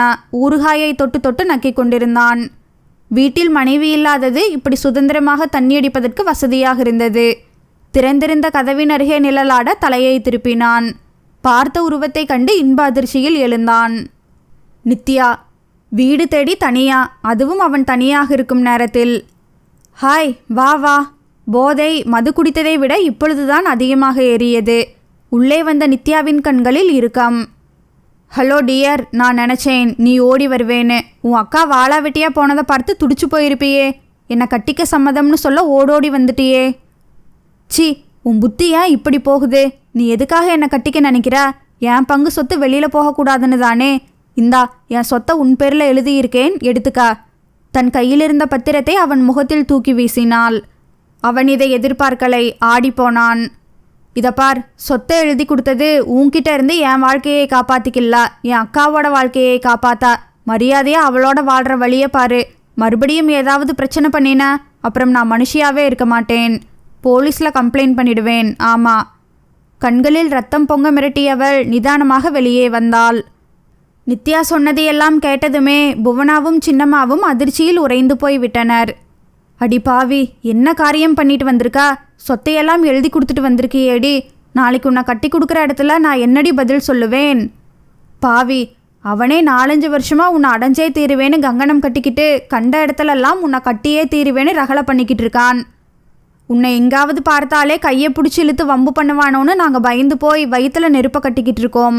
உன்னை கடிச்சு குதிரை காத்துக்கிட்டு இருக்கிற சிங்கத்தோட குகைக்கே தனியாக போயிட்டு வந்திருக்கியே. அவள் உன்னை ஏதாவது பண்ணினா நீ என்ன பண்ணுவா? சின்னம்மா நெஞ்சில் கை வைத்து அதிர்ச்சியாக சொல்ல நித்யா விழுந்து விழுந்து சிரித்தாள். சிங்கம்மா, சிங்கத்தால் என் எதிரே எழுந்து நிற்க கூட முடியலா. உஃப்னு ஊதினேன்னு வச்சுக்க, டமால்னு விழுந்து மண்டை உடஞ்சிருக்கும். ஏண்டி, சொத்தை எழுதி கொடுத்துருக்கியே, உன் வாழ்க்கையை நினச்சி பார்த்தியா?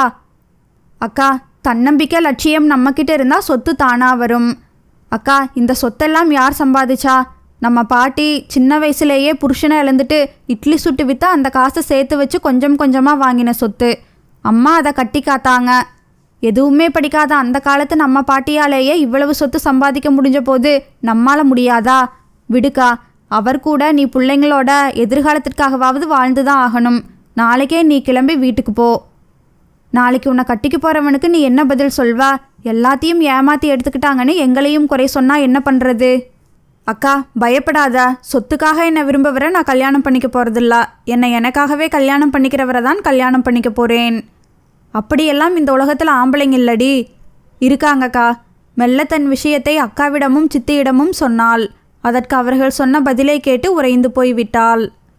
சென்னையை நோக்கி சென்று கொண்டிருந்த பேருந்தில் ஜன்னலோர இருக்கையில் அமர்ந்திருந்த நித்யாவின் மனம் இறுகியிருந்தது.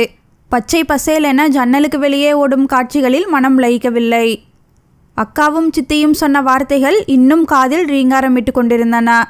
சந்தானத்தை பற்றி சொன்னதும் இருவரும் பதட்டமடைவார்கள் என எதிர்பார்த்தாள். ஐயோ, என்ன ஜாதியிடி, குடும்பம் எப்படி, நல்லவனா கெட்டவனா, இப்படியெல்லாம் கேட்பார்கள் என நினைத்தாள். இதுதானே வழக்கம். குடும்பத்தார் என்றால் இப்படிதானே கேட்பார்கள். ஆனால் அக்காவோ, கடவுளே உனக்கு வழிகாட்டி இருக்காருடி, இல்லாட்டி இப்படி ஒருத்தர் உன்னை கல்யாணம் பண்ணிக்கிறேன்னு சொல்லுவாரா? உனக்கு எங்கே போய் மாப்பிள்ளை பார்க்கறது, எப்படி கல்யாணம் பண்ணுறதுன்னு ராவும் பகலும் நான் கவலைப்பட்டுக்கிட்டு இருந்தேன். இப்போதான் வயிற்றில் பாலை வார்த்த மாதிரி இருக்கு. சாதிசனம் கண்ட இடமெல்லாம் நான் தான் நித்யாவே ரெண்டாந்தாரமாக கட்டிக்க போகிறேன்னு இந்த பாவி பரப்பி வச்சிருக்கான். பொண்ணு கேட்கவே எல்லாம் பயந்துக்கிட்டு இருக்காங்க. யாருமே பொண்ணு கேட்டு வரமாட்டாங்க. நான் ஒன்று சொல்கிறேன்னு கேளு. நீ அந்த பையனை காதும் வச்ச மாதிரி யாருக்கும் தெரியாமல் கல்யாணம் பண்ணிக்கா. அதிர்ந்து போய் விட்டாள் நித்யா. ஆமாண்டி, அக்கா சொல்கிறதும் சரிதான். நீ அந்த பையனை ரிஜிஸ்டர் மேரேஜ் பண்ணிக்கா. நெஞ்சில் அறிவதை போல் இருந்தது. நீ சொத்தை கொடுத்ததும் அவன் சும்மா இருப்பான்னு நினச்சியா? சொத்து மேலே மட்டும்தான் அவனுக்கு ஆசைன்னு நினச்சியா? சத்தியமா இல்லடி, உண்மையிலையும் தான். நீ போன போது அவன் போதையில் இருந்ததால் அவனால் ஒன்றும் பண்ண முடியல. அவன் நிதானமாக இருந்திருந்தா நிச்சயம் ஏதாவது பண்ணியிருப்பான். அதனால தான் சொல்கிறேன், அந்த பையனை நீ ரிஜிஸ்டர் மேரேஜ் பண்ணிக்கா. நாங்கள் சென்னைக்கு வந்தால் கூட இவனுக்கு சந்தேகம் வந்துடும். அக்கம் பக்கத்து டவுனுக்கு கூட கோயில் குளம் திருவிழா அது இதுன்னு எதுக்கும் போகாத எங்களை அவன் சென்னைக்கு அனுப்புவானா? அப்படியே பொய் சொல்லிட்டு வந்தாலும் அவனுக்கு சந்தேகம் வந்தால் அங்கே வந்து கலாட்டா பண்ணினா என்ன ஆகும்? ஆமாண்டி நித்யா, ஊரு பூரா அவன் உன்னை கட்டிக்க போகிறதா வதந்தியை பரப்பி வச்சிருக்கிறதே எதுக்கு தெரியுமா? எவனும் பொண்ணு கேட்டு வரமாட்டான். அப்புறம் நீ கல்யாணமே ஆகாமல் இருந்து கடைசியில் வேற வழி இல்லாமல் அவனை கட்டிப்பேன்னு அவன் நினச்சிட்டு இருக்கான். நாங்கள் கல்யாணத்துக்கு வரலன்னு கவலைப்படாதா. எங்கள் ஆசீர்வாதம் உனக்கு எப்பவும் இருக்கும். அக்காவும் சித்தியும் இப்படி சொன்னது நித்யாவின் காதுகளில் பஸ்ஸின் இரைச்சலை மீறி மனிதர்களின் பேச்சுக்களை மீறி ஒலித்து கொண்டே இருந்தது. இவ்வளவுதானா? உறவுகள் என்பது இவ்வளவுதானா? கடைசியில் உறவுகள் யாருமே இல்லாமல் தான் என் திருமணம் நடக்குமா? அழுகை வெடித்து கொண்டு வந்தது. எனக்கு தாயும் தகப்பனும் இருந்திருந்தால் இப்படி நடக்குமா? ஒரு கூட பிறந்தவன் இருந்திருந்தால் இதையெல்லாம் பார்த்து கொண்டு அவன் சும்மா இருப்பானா? வழியும் நீரை யாரும் பார்க்காத வண்ணம் துடைப்பது சிரமமாயிருந்தது. சூடான 2 காஃபி டம்ளர்களின் எதிரே சந்தானமும் நித்யாவும் அமர்ந்திருந்தனர். காஃபி ஆறுது பாரு, எடுத்துக்க நித்யா. சந்தானம் 2வது முறையாக சொல்லவே நித்யா எடுத்துக்கொண்டாள். மெல்ல உறிஞ்சினாள். சொல்லு நித்யா, வீட்டில் என்னை பற்றி சொன்னியா? என்ன சொன்னாங்க? என்ன நித்யா, நான் கேட்டுக்கிட்டே இருக்கேன், நீ எதுவுமே பேசாமல் இருந்தா எப்படி? என் காதலுக்கு என்ன மதிப்பு? உங்கள் காதலை எங்கள் வீட்டில் ஏற்றுக்கல, ஜாதி அது இதுன்னு ஏதேதோ பேசுகிறாங்க. இப்படி இப்போதைக்கு சொல்வதை தவிர வேறு ஒன்றும் தோன்றவில்லை. உனக்கு அம்மாவும் கிடையாது, அப்பாவும் கிடையாது. அக்கா சித்தி எல்லாம் 2ஆம் பட்சம்தான். அவங்க பேச்சுக்கு மதிப்பு கொடுத்துட்டு நீ இருந்தால் ஒரு நல்ல வாழ்க்கையை இழக்க நேரிடும். அவள் எதுவும் பேசவில்லை. எனக்கு அவங்கள பற்றியெல்லாம் கவலை இல்லை. என் காதலை நீ மதிச்சா போதும். என்ன சொல்கிற? என் காதலை நீ ஏற்றுக்க மாட்டியா? நான் ஏற்றுக்கிட்டா நம்ம கல்யாணத்துக்கு அவங்கெல்லாம் வரமாட்டாங்க. அதை பற்றி எனக்கு கவலை இல்லை. பெத்த தாய் தகப்பனே முதல்ல காதலை எதிர்த்தாலும் அப்புறமா வந்து சேர்ந்துடுறாங்க. இவங்களெல்லாம் வராமல் போயிடுவாங்களா? ஒன்று சொல்கிறேன் தெரிஞ்சுக்க. நீ அவங்க தான் பெருசுன்னு நினச்சி என் காதலை ஏற்றுக்காம அவங்க பார்க்குற மாப்பிள்ளையை கல்யாணம் பண்ணிட்டா நீ வேணா சந்தோஷமாக வாழலாம். ஆனால் என் வாழ்க்கையில் உன்னை தவிர யாருக்கும் இடமில்லை. எங்கிருந்தாலும் வாழ்கன்னு வாழ்த்திட்டு நான் பாட்டுக்கு பிரம்மச்சாரியாயிடுவேன். இது விளையாட்டில்ல, நிஜம்.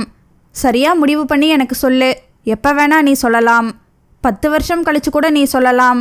காலம் முழுக்க உனக்காகவே காத்திருக்கிறதா முடிவு பண்ணிட்ட பிறகு நீ எப்போ சொன்னாலும் எனக்கு சரிதான். எழுந்து சட்டென போய்விட்டான். அவனுடைய காஃபி குடிக்கப்படாமலேயே பாதியில் இருந்தது. அவன் சென்ற பிறகு நித்யா தனக்குள்ளே தன்னையே பாராட்டி சிரித்து கொண்டாள். நித்யா சந்தானத்தை வெகு நாட்கள் காத்திருக்க வைக்கவில்லை. மறுநாளே அவனிடம் தன் சம்மதத்தை சொல்லிவிட்டாள். அவன் அடைந்த மகிழ்ச்சிக்கு அளவே இல்லை. இருவரும் கடற்கரையில் அமர்ந்து தங்களின் எதிர்காலம் பற்றி பேசினர். சந்தானம், மாசம் நான் வாங்கும் சம்பளத்தை தவிர என்கிட்ட வேற எதுவும் கிடையாது. நகை நட்டு சொத்துன்னு எதுவும் கிடையாது. அவன் ஆதரவாக அவளுடைய கையை பற்றி கொண்டான். நான் உங்ககிட்ட கேட்டேனா? என்னோட சொத்தே நீதான். நீ எனக்கு கிடைச்சதே சொர்க்கமே கிடைச்ச மாதிரி இருக்கு. நாம் கல்யாணம் பண்ணிக்கிட்டா என் பக்கத்தில் இருந்து யாருமே வரமாட்டாங்க. கிட்டத்தட்ட என் நிலையும் அப்படித்தான். அம்மா அப்பா 2 பேரும் உடம்பு முடியாதவங்க. எதையும் எடுத்து கட்டிக்கிட்டு செய்ய முடியாது. சொந்தக்காரங்களும் பெரும்பாலும் ஊரில் இருக்காங்க. அதனால் நாம் கல்யாணத்தை ரிஜிஸ்டர் ஆஃபீஸில் பண்ணிட்டு நம்ம ஆஃபீஸ் ஸ்டாஃபுகளுக்கு மட்டும் விருந்து கொடுத்துடலாம். அவளுக்கும் அதுவே சரியெனப்பட்டது. இருவரும் எளிமையாக திருமணத்தை ரிஜிஸ்டர் ஆஃபீஸில் முடித்து கொண்டனர். அலுவலக நண்பர்களுக்கு மட்டும் சின்னதாக விருந்து கொடுத்தனர். நித்யா சந்தானத்தின் வீட்டில் தன் குடும்ப வாழ்க்கையை ஆரம்பித்தாள். சந்தானத்தின் தாயும் தந்தையும் மிகவும் வயதானவர்களாகவும் உடம்பிற்கு முடியாதவர்களாகவும் இருந்ததால் அவர்களுக்கு நித்யாவின் தேவையும் உதவியும் வேண்டியிருந்தது. அதனால் அவர்கள் அவளை மாமனார் மாமியார் என்ற எந்த அதிகாரமும் செய்ய முடியலை. சந்தானமும் அவள் மேல் உயிரையே வைத்திருப்பதை போல் அன்பு காட்டினான். அவன் காட்டிய அன்பிலும் காதலிலும் அவள் திளைத்து மகிழ்ந்திருந்த ஒரு நேரத்தில்தான் அவளுடைய அலுவலகத்தில் வில்லன் போல் வந்து நின்றான் சாமிநாதன். மிக முக்கியமான ஒரு குறிப்புகளை கம்ப்யூட்டரிலிருந்து எடுத்துக்கொண்டிருந்தாள் நித்யா. பியூன் உள்ளே வந்தான். மேடம், உங்களை பார்க்க யாரோ ஒருத்தர் வந்திருக்கார். நித்யா புரியாமல் பார்த்தாள். என்ன தேடிக்கிட்டியார்? மாமியாருக்கு உடம்பு சரியில்லை. சந்தானம் லீவு போட்டுவிட்டு அவரை அழைத்து கொண்டு மருத்துவமனைக்கு சென்றிருக்கிறான். ஏதாவது பிரச்சனையா? அதை சொல்ல ஆள் அனுப்பியிருக்கிறானா? அப்படி ஏதாவது ஒன்றானால் செல்போனில் விவரம் சொல்லியிருப்பானே. குழப்பமாக எழுந்து வெளியே வந்தவள் வரவேற்பு ஹாலில் அமர்ந்திருந்தவனை பார்த்து அதிர்ந்தாள். சாமிநாதன். இங்கெப்படி? எப்படி தெரியும் இந்த இடம்? நான் வேலை பார்க்கும் இடம் யாருக்கும் தெரியாதே. அவளை கண்டதும் எழுந்தான். மிரண்டு போய் வெளியே நிற்கும் அவளுடைய முகத்தை பார்த்து எகத்தாளமாக சிரித்தான். என்ன மேடம், எப்படி இருக்கீங்க? அவன் புருவத்தை உயர்த்தி கேட்டான். இங்கெதுக்காக வந்தீங்க? என்ன இப்படி கேட்குறா? அக்கா புருஷன் வந்திருக்கேன். எப்படியத்தான் இருக்கீங்க? அக்கா எப்படி இருக்கு? பிள்ளைங்க எப்படி இருக்காங்க அப்படின்னு கேட்பியா? அதை விட்டுட்டு ஏன் வந்தான்னு கேட்குறா. அதான் சொத்தையெல்லாம் எழுதி கொடுத்துட்டு வந்துட்டேன்ல, அப்புறம் எதுக்கு வந்தீங்க? சொத்தா? யாருக்கு வேணும் சொத்து? உன்னை சொத்து எழுதி கொடுன்னு கேட்டேனா? நான் ஃபுல் போதையில் இருக்கும்போது வந்து சொத்தை எழுதி கொடுத்துட்டு போனா நான் உன்னை விட்டுடுவேனா? உன் அழகை காட்டிலும் வேற சொத்து இருக்கா? சொல்லு. சி, இப்படி பேச வெட்கமா இல்லை உனக்கு? இப்படி பேசுறது எனக்கு இனிப்பாக இருக்குது. +2 முடித்ததும் கல்யாணம் பண்ணிக்கலாம்னு பார்த்தா நீ பாட்டுக்கு காலேஜ் படிக்க வந்துட்டா. சரி, காலேஜை முடிச்சுட்டு வருவேன்னு பார்த்தா வேலை பார்க்குறேன்னு பேர் வழின்னு காலந்தள்ளுறா. ஊரில் எல்லா பையலும் என்னடா என்னமோ மச்சினியை கல்யாணம் பண்ணிக்க போகிறேன்னு தம்பட்டம் அடிச்சிட்டு இருந்தா எப்போ கல்யாணம்னு கேட்குறானுங்க. மானம் போகுது. சொல்லு, கல்யாணம் எப்போ வச்சுக்கலாம்? அவனுடைய கேள்விக்கு பதில் சொல்ல முடியாமல் அவள் உறைந்து போய் நிற்க. பதில் சொல்லாமல் நின்னா எப்படி? நீ இருக்கிற இடத்த கண்டுபிடிச்சி வர நான் எவ்வளோ கஷ்டப்பட்டேன்னு தெரியுமா? உன் அக்கா நீ எங்கே இருக்கன்னு கேட்டால் வாயே திறக்க மாட்டேங்கிறா. நல்ல வேலை, உன் ஃப்ரெண்டு நீலா கிட்ட நீ சொல்லியிருக்கா. அவள் தன் சித்தப்பா கிட்ட பேச்சுவாக்கில் சொல்லியிருக்கா. அவன்தான் தண்ணி அடிக்கும்போது உளறினான். அதை பிடிச்சிட்டு வந்து சேர்ந்தேன். சொல்லு, எப்போ கல்யாணம் வச்சுக்கலாம்? இது ஆஃபீஸ். இங்கே இருக்கிறவங்கெல்லாம் படித்தவங்க, பண்பானவங்க, பொறுப்பானவங்க, நாகரிகமானவங்க.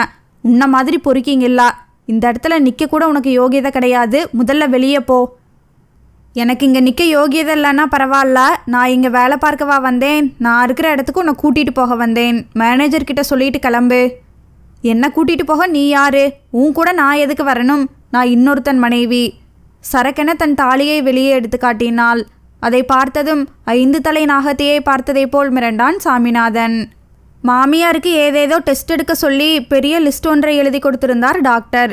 மறுநாளும் சந்தானம் அம்மாவை அழைத்து கொண்டு மருத்துவமனைக்கு செல்ல வேண்டியிருந்தது.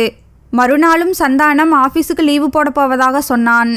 நித்யாவிற்கு ஆஃபீஸ் செல்லவே பிடிக்கவில்லை. நேற்று சாமிநாதன் ஆஃபீஸிற்கு வந்து அவளுக்கு டென்ஷன் கொடுத்தது அவளுக்கு தொடர்ந்து மன அழுத்தத்தை கொடுத்தது. அதனால் மாமியாரை அழைத்து கொண்டு தான் மருத்துவமனைக்கு செல்வதாக கூறினாள். அவனும் சரி என்றான்.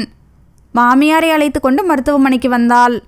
சாமிநாதனை நினைக்க வேண்டாம் என்று நினைத்தாலும் அவன் பேசியது வந்து மனதை அழுத்தியது. சி, எவ்வளவு மோசமான மனிதன்! என்னை தேடி இங்கேயே வந்துவிட்டான். தாலியை எடுத்து காட்டியதும் பாவம் எப்படி மிரண்டு போனான். இனி வாளாட்ட மாட்டான். மச்சினி என்றால் என்ன வேணுமானாலும் செய்யலாம் என்ற எண்ணமா? திமிர் பிடித்தவன். ஒரு பெண்ணிற்கு தாலி எவ்வளவு முக்கியம் என்பதை உணர்ந்த போது கண்கள் கலங்கின. தாலி வேலி என்று சும்மாவா சொன்னார்கள்? தாலியை காட்டியதும் ஓடிவிட்டான்.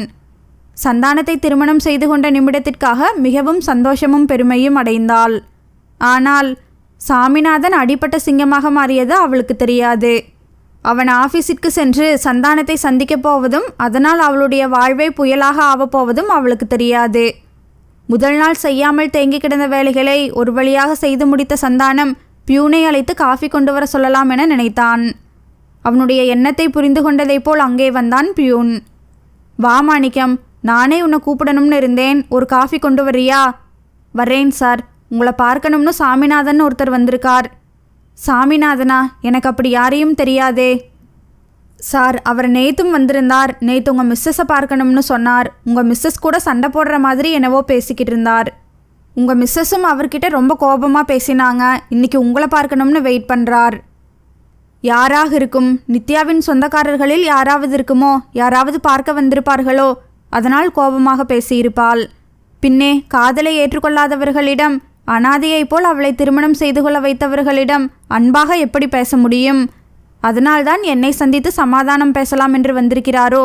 எப்படியோ உறவுகள் வந்து சேர்ந்தால் சரி. எழுந்து வெளியே வரும் முன் பியூனிடம் அவருக்கும் சேர்த்து காஃபி கொண்டு வர சொல்லிவிட்டு வெளியே வந்தான். வெளியே காத்திருந்த மனிதரை பார்த்ததும் வணக்கம் சொன்னான். பதிலுக்கு சாமிநாதன் வணக்கம் சொல்லவில்லை. ஏளனமான ஒரு சிரிப்பை சிரித்தான். அவன் எதிரே இருந்த இருக்கையில் அமர்ந்தான். நீங்க யாருன்னு எனக்கு தெரியலையே. உனக்கு தெரியாமல் இருக்கலாம், ஆனால் உன் பொண்டாட்டிக்கு தெரியும். அவளோட உறவுக்காரரா? அவளோட முன்னாள் வீட்டுக்காரன். வீட்டுக்காரன் என்ற சொல் சுருக்கென தைத்தது. புரியாமல் பார்த்தான். என்ன முழிக்கிறா? வீட்டுக்காரன்னு சொன்னதும் அவள் குடியிருந்த வீட்டுக்கு சொந்தக்காரன்னு நினச்சிட்டியா? பழைய வாடகை பாக்கியை வசூலிக்க வந்தேன்னு நினச்சியா? அப்படி கூட வச்சுக்கலாம். அவகிட்ட வசூலிக்க வேண்டியது சில இருக்கு, அதான் வந்தேன். சந்தானத்தின் முகம் மாறியது, இரத்த சிவப்பானது. என்ன உளர்றா? முழுசா கேட்டுட்டு உளர்றேனா இல்லையான்னு சொல்லு. நித்யா என்னோட மச்சினி, அதாவது என் பொண்டாட்டியோட தங்கச்சி. இப்படி ஒரு அழகான தங்கச்சி என் பொண்டாட்டிக்கு இருக்கும்போது அக்கா புருஷனுக்கு எப்படி இருக்கும்? சாதாரணமாகவே மச்சினினாலே ஒரு கிக்கு தான். அதுவும் நித்யா மாதிரி ஒரு அழகான மச்சினி இருந்தால் எப்படி இருக்க முடியும்?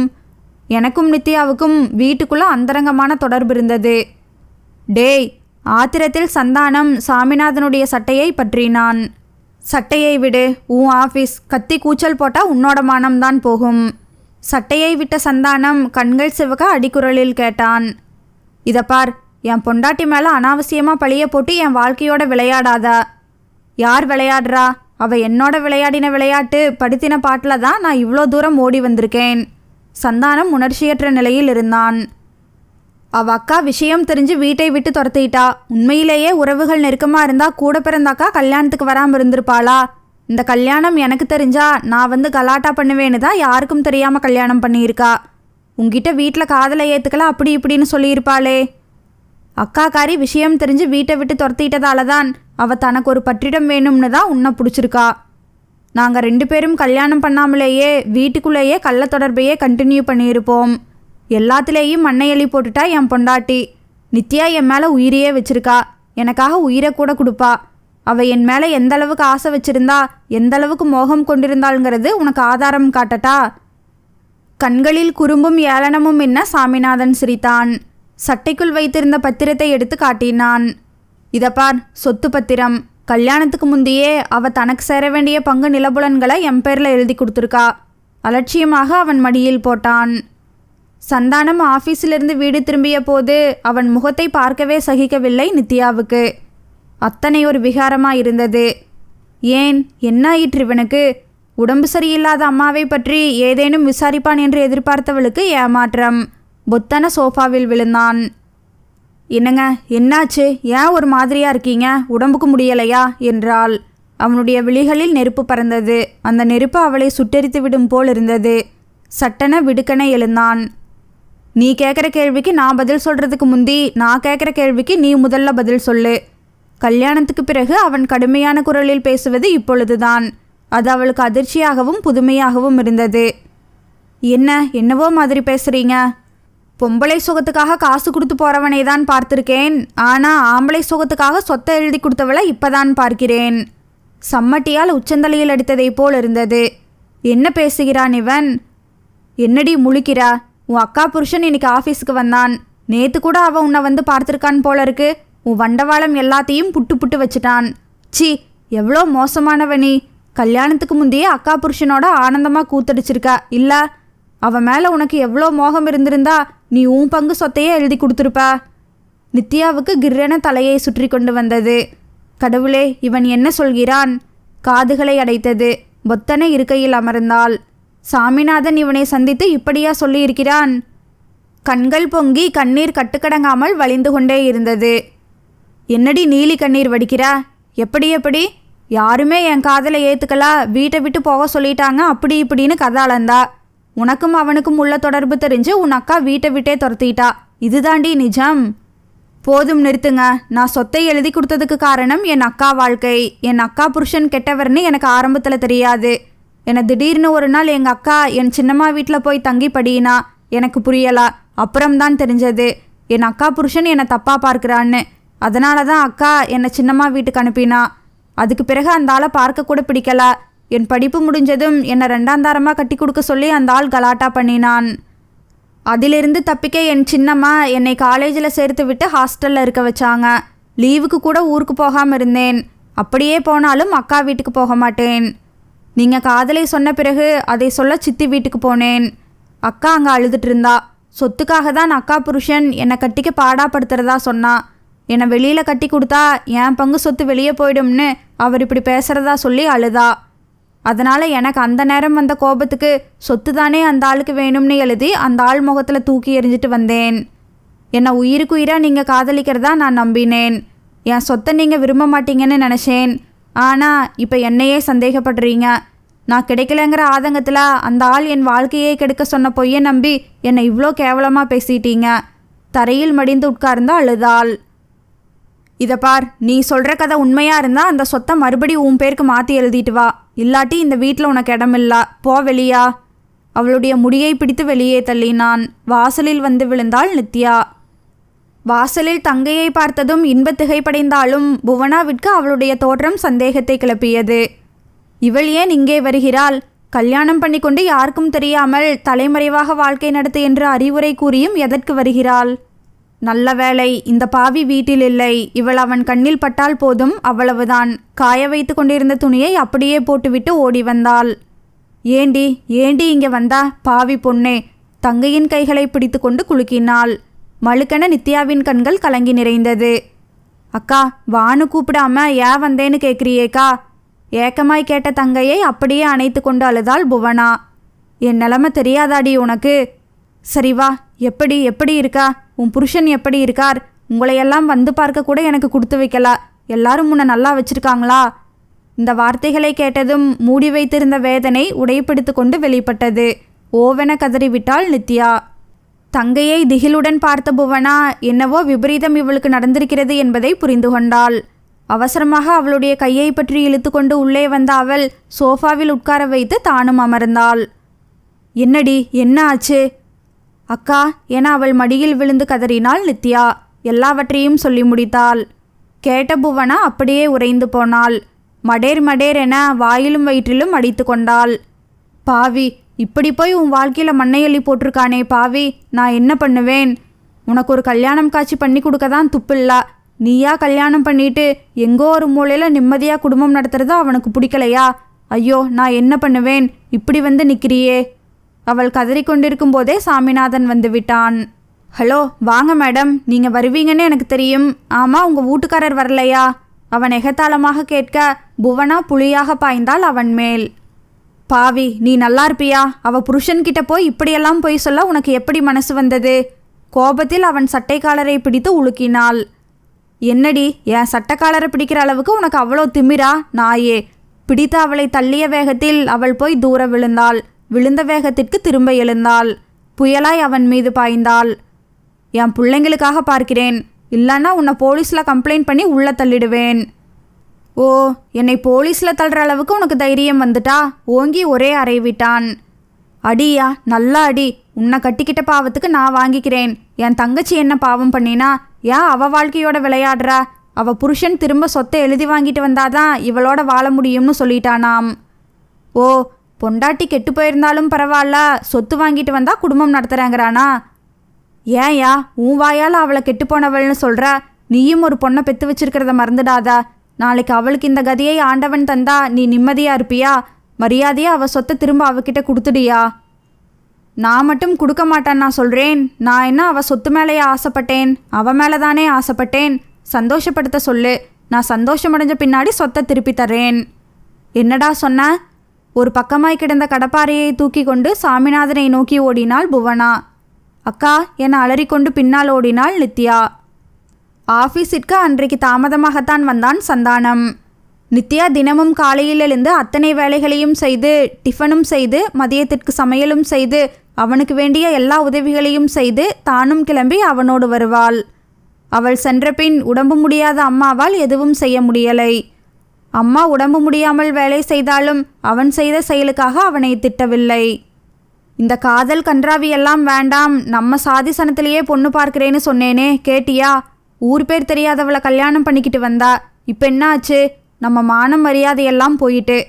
நல்லா ஒழுங்கான பொண்ணை கல்யாணம் பண்ணிக்கிட்டு இருந்தா இப்போ நான் கிடந்து கஷ்டப்படணுமா? கடவுளே, எல்லாம் என் தலையெழுத்து. 2-3 நாட்களாக அலுவலகத்திற்கு வந்தபோது அலுவலக ஊழியர்கள் கிசுகிசுத்து கொண்டனர். நித்யா ஏன் வரலை என கேட்டார்கள். அவன் ஏதோ சொல்லி சமாளித்தான். ஆனால் சாமிநாதன் ஆஃபீஸிற்கு வந்தது, கணவனையும் மனைவியையும் தனித்தனியாக சந்தித்தது ஆஃபீஸில் ஏதோ சந்தேகத்தை கிளப்பிவிட்டது. விஷயம் சரியாக புரியாவிட்டாலும் ஏதேதோ கிசுகிசுவென பேசிக்கொண்டனர். அன்றைக்கு ஆஃபீஸிற்கு வந்தபோது தன் இருக்கையில் கம்பீரமாக அமர்ந்து கம்ப்யூட்டரில் வேலை பார்த்து கொண்டிருந்த நித்யாவை பார்த்ததும் திக்கென்றது சந்தானத்திற்கு. கிராமத்திற்கு போனவள் வந்துவிட்டாளா? வந்தவள் வீட்டிற்கு வராமல் நேராக ஆஃபீஸிற்கு வந்திருக்கிறாள். இரவு முழுவதும் பேருந்தில் வந்தாளா? இல்லை, நேற்று வந்து இரவு எங்காவது தங்கினாளா? எங்கே தங்கினாள்?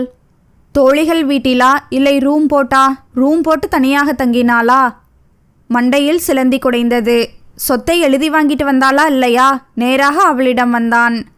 உங்கிட்ட பேசணும், வெளியே வா. அதிகாரமான அவனுடைய குரலுக்கு அமைதியாக பதில் சொன்னாள். இது ஆஃபீஸ். நீங்கள் கூப்பிட்டதும் எழுந்து வர நீங்கள் என்ன என் எம்டியா? அவளுடைய கேள்விக்கு அவன் முகம் சிவந்தான். நித்யா அடிக்குரலில் கர்ஜித்தான். எதுவாக இருந்தாலும் லஞ்ச் பிரேக்கில் பேசுங்க. இப்போ என்ன டிஸ்டர்ப் பண்ணாதீங்க. 2 நாளாக செய்யாமல் போன வேலை நிறைய கிடக்கு. வார்த்தைகளில் எரிச்சலை கலந்து வெளிப்படுத்தினாள். அவனுக்கு அவமானத்தில் முகம் சிரித்தது. லஞ்ச் டயத்திலும் அவள் தனியாக அமர்ந்து வேலையிலேயே மூழ்கியிருந்தாள். கேன்டீனுக்கு சென்று சாப்பிட பிடிக்கலை. சக ஊழியர்கள் அழைத்தும் போகவில்லை. சந்தானம் வந்தான். உன் கூட பேசணும், வா. மிரட்டுவதைப் போல் அழைத்தான். எழுந்து வந்தாள். கேன்டீனை ஒட்டிய ஒரு இடத்திற்கு தனியாக அழைத்து சென்றான். எப்போ வந்தா? நேற்று வந்தேன். ராத்திரி எங்கே தங்கினா? லாட்ஜில் ரூம் போட்டு எவன் கூடவாது தங்கியிருப்பேன். அதை பற்றி உங்களுக்கு என்ன கவலை? என்னடி சொன்ன? கோபத்தில் அறைவதற்கு கையை தூக்கினான். அடிச்சா நானும் திருப்பி அடிப்பேன். இது ஆஃபீஸ். அவமானம் உங்களுக்கு தான். முகம் சிரித்து போய்விட்டது. பற்களை கடித்து கொண்டு உருமினான். பத்திரம் எங்கே? இதோ. சட்டென கையில் இருந்த காகிதத்தை நீட்டினாள்.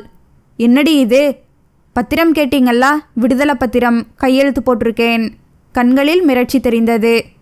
உன் கூட வாழ்கிறத இனி கனவுல கூட நினச்சி பார்க்க முடியாது. அவள் தன்னிடம் விவாகரத்து கேட்பாள் என்று அவன் நினைக்கலை.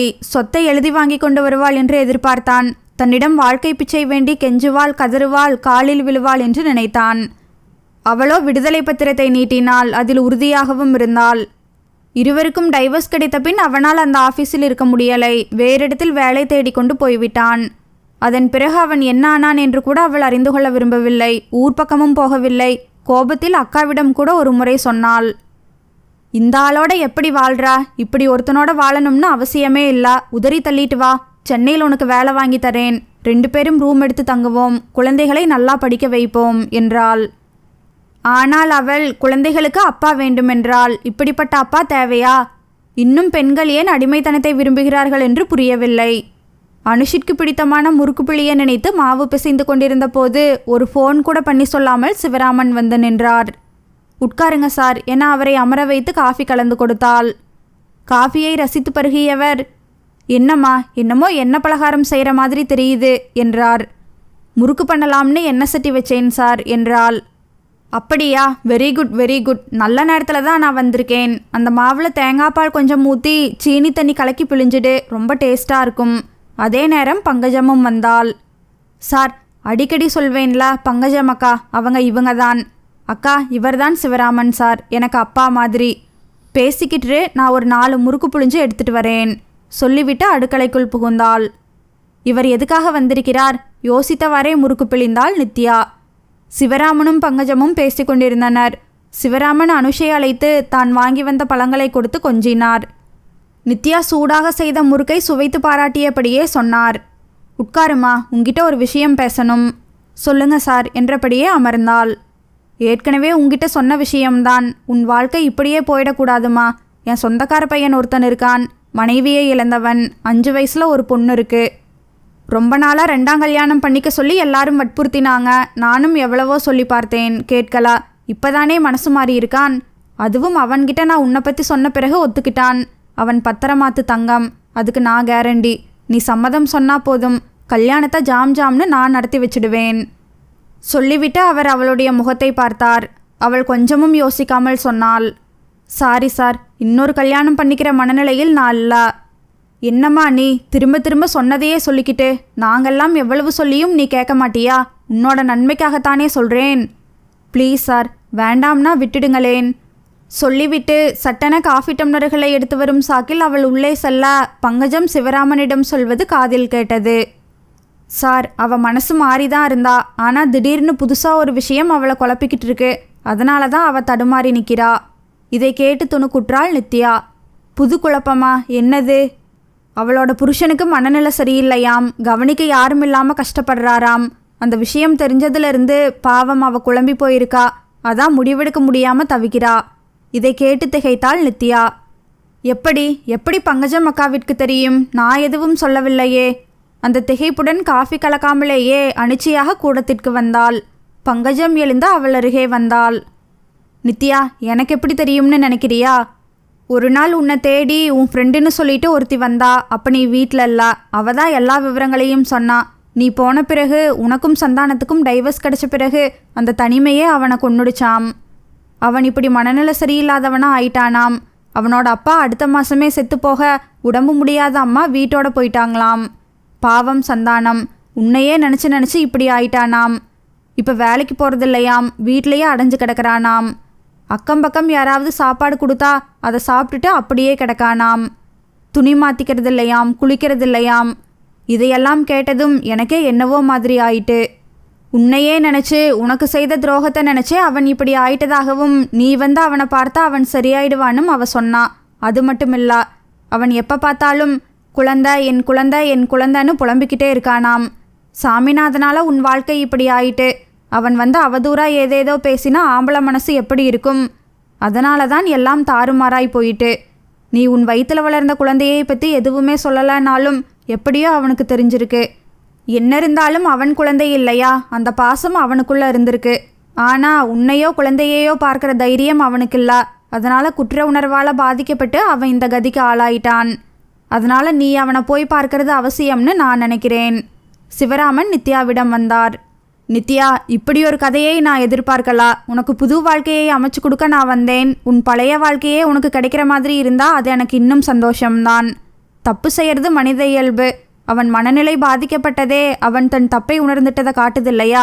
நீ படித்த பொண்ணு, உனக்கு என்ன செய்யணும்னு தெரியும் சொல்லிவிட்டு அவர் கிளம்பி போனார். வா நித்யா, உட்கார்.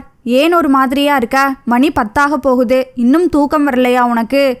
10 மணிக்கு வந்து நித்யாவை ஆச்சரியமாக பார்த்து கேட்டாள் பங்கஜம். ஆமாக்கா, தூக்கமே வரல. ஒரே குழப்பமாக இருக்கு. என்ன குழப்பம்? சந்தானத்தை நினச்சி. என்ன பண்ண போறா? என்ன பண்ணுறதுன்னு தெரியலா. நீ போய் அவரை பாரு. அக்கா, டைவர்ஸ் ஆயிட்டாலும் உனக்கும் அவருக்கும் பந்தம் இருக்குன்னு நான் சொல்ல வரல. உன் குழந்தைக்கும் அவருக்கும் பந்தம் இருக்கு. உனக்கு அவன் மேலே எவ்வளவு உரிமை இருக்கோ அதே உரிமை அவருக்கும் இருக்கு. அவரோட குழந்தை உன் வயிற்றில் வளர்ந்ததை கூட நீ மறைச்சிட்டா. அது எப்படியோ தெரிய வந்து அந்த குழந்தை ஏக்கம்தான் அவரோட மனநிலையை பாதிச்சிருக்கு. உன்னை அவரை மறுபடியும் கணவனாக ஏற்றுட்டு உன் குழந்தைக்காக அவர் செய்ததையெல்லாம் மன்னிச்சு வாழுன்னு நான் சொல்லலா. ஒரு நோயை தீர்க்க வேண்டியது டாக்டரோட கடமை மட்டும் இல்ல. அந்த நோய்க்கு யார் காரணமோ அவங்களோட கடமையும் தான். அவரோட மனநோயை சரிப்படுத்த வேண்டியது உன் கடமை.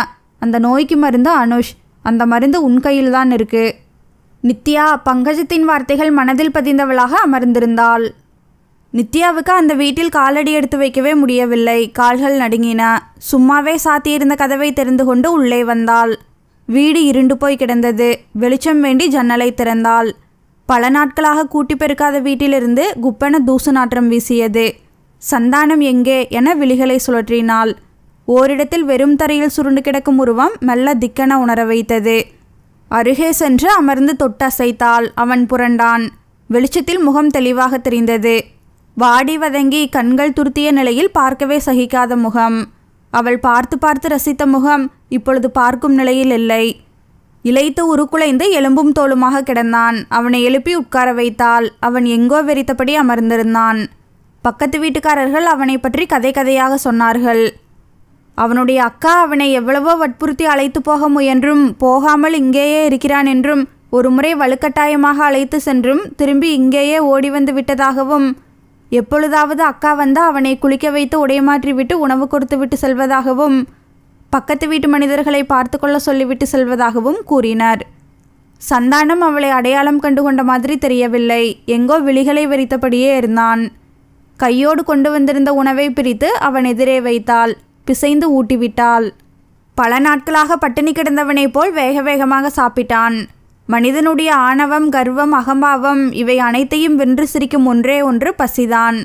பசியை உணர்ந்தவனால் கர்வமும் ஆணவமும் கொள்ளவே முடியாது.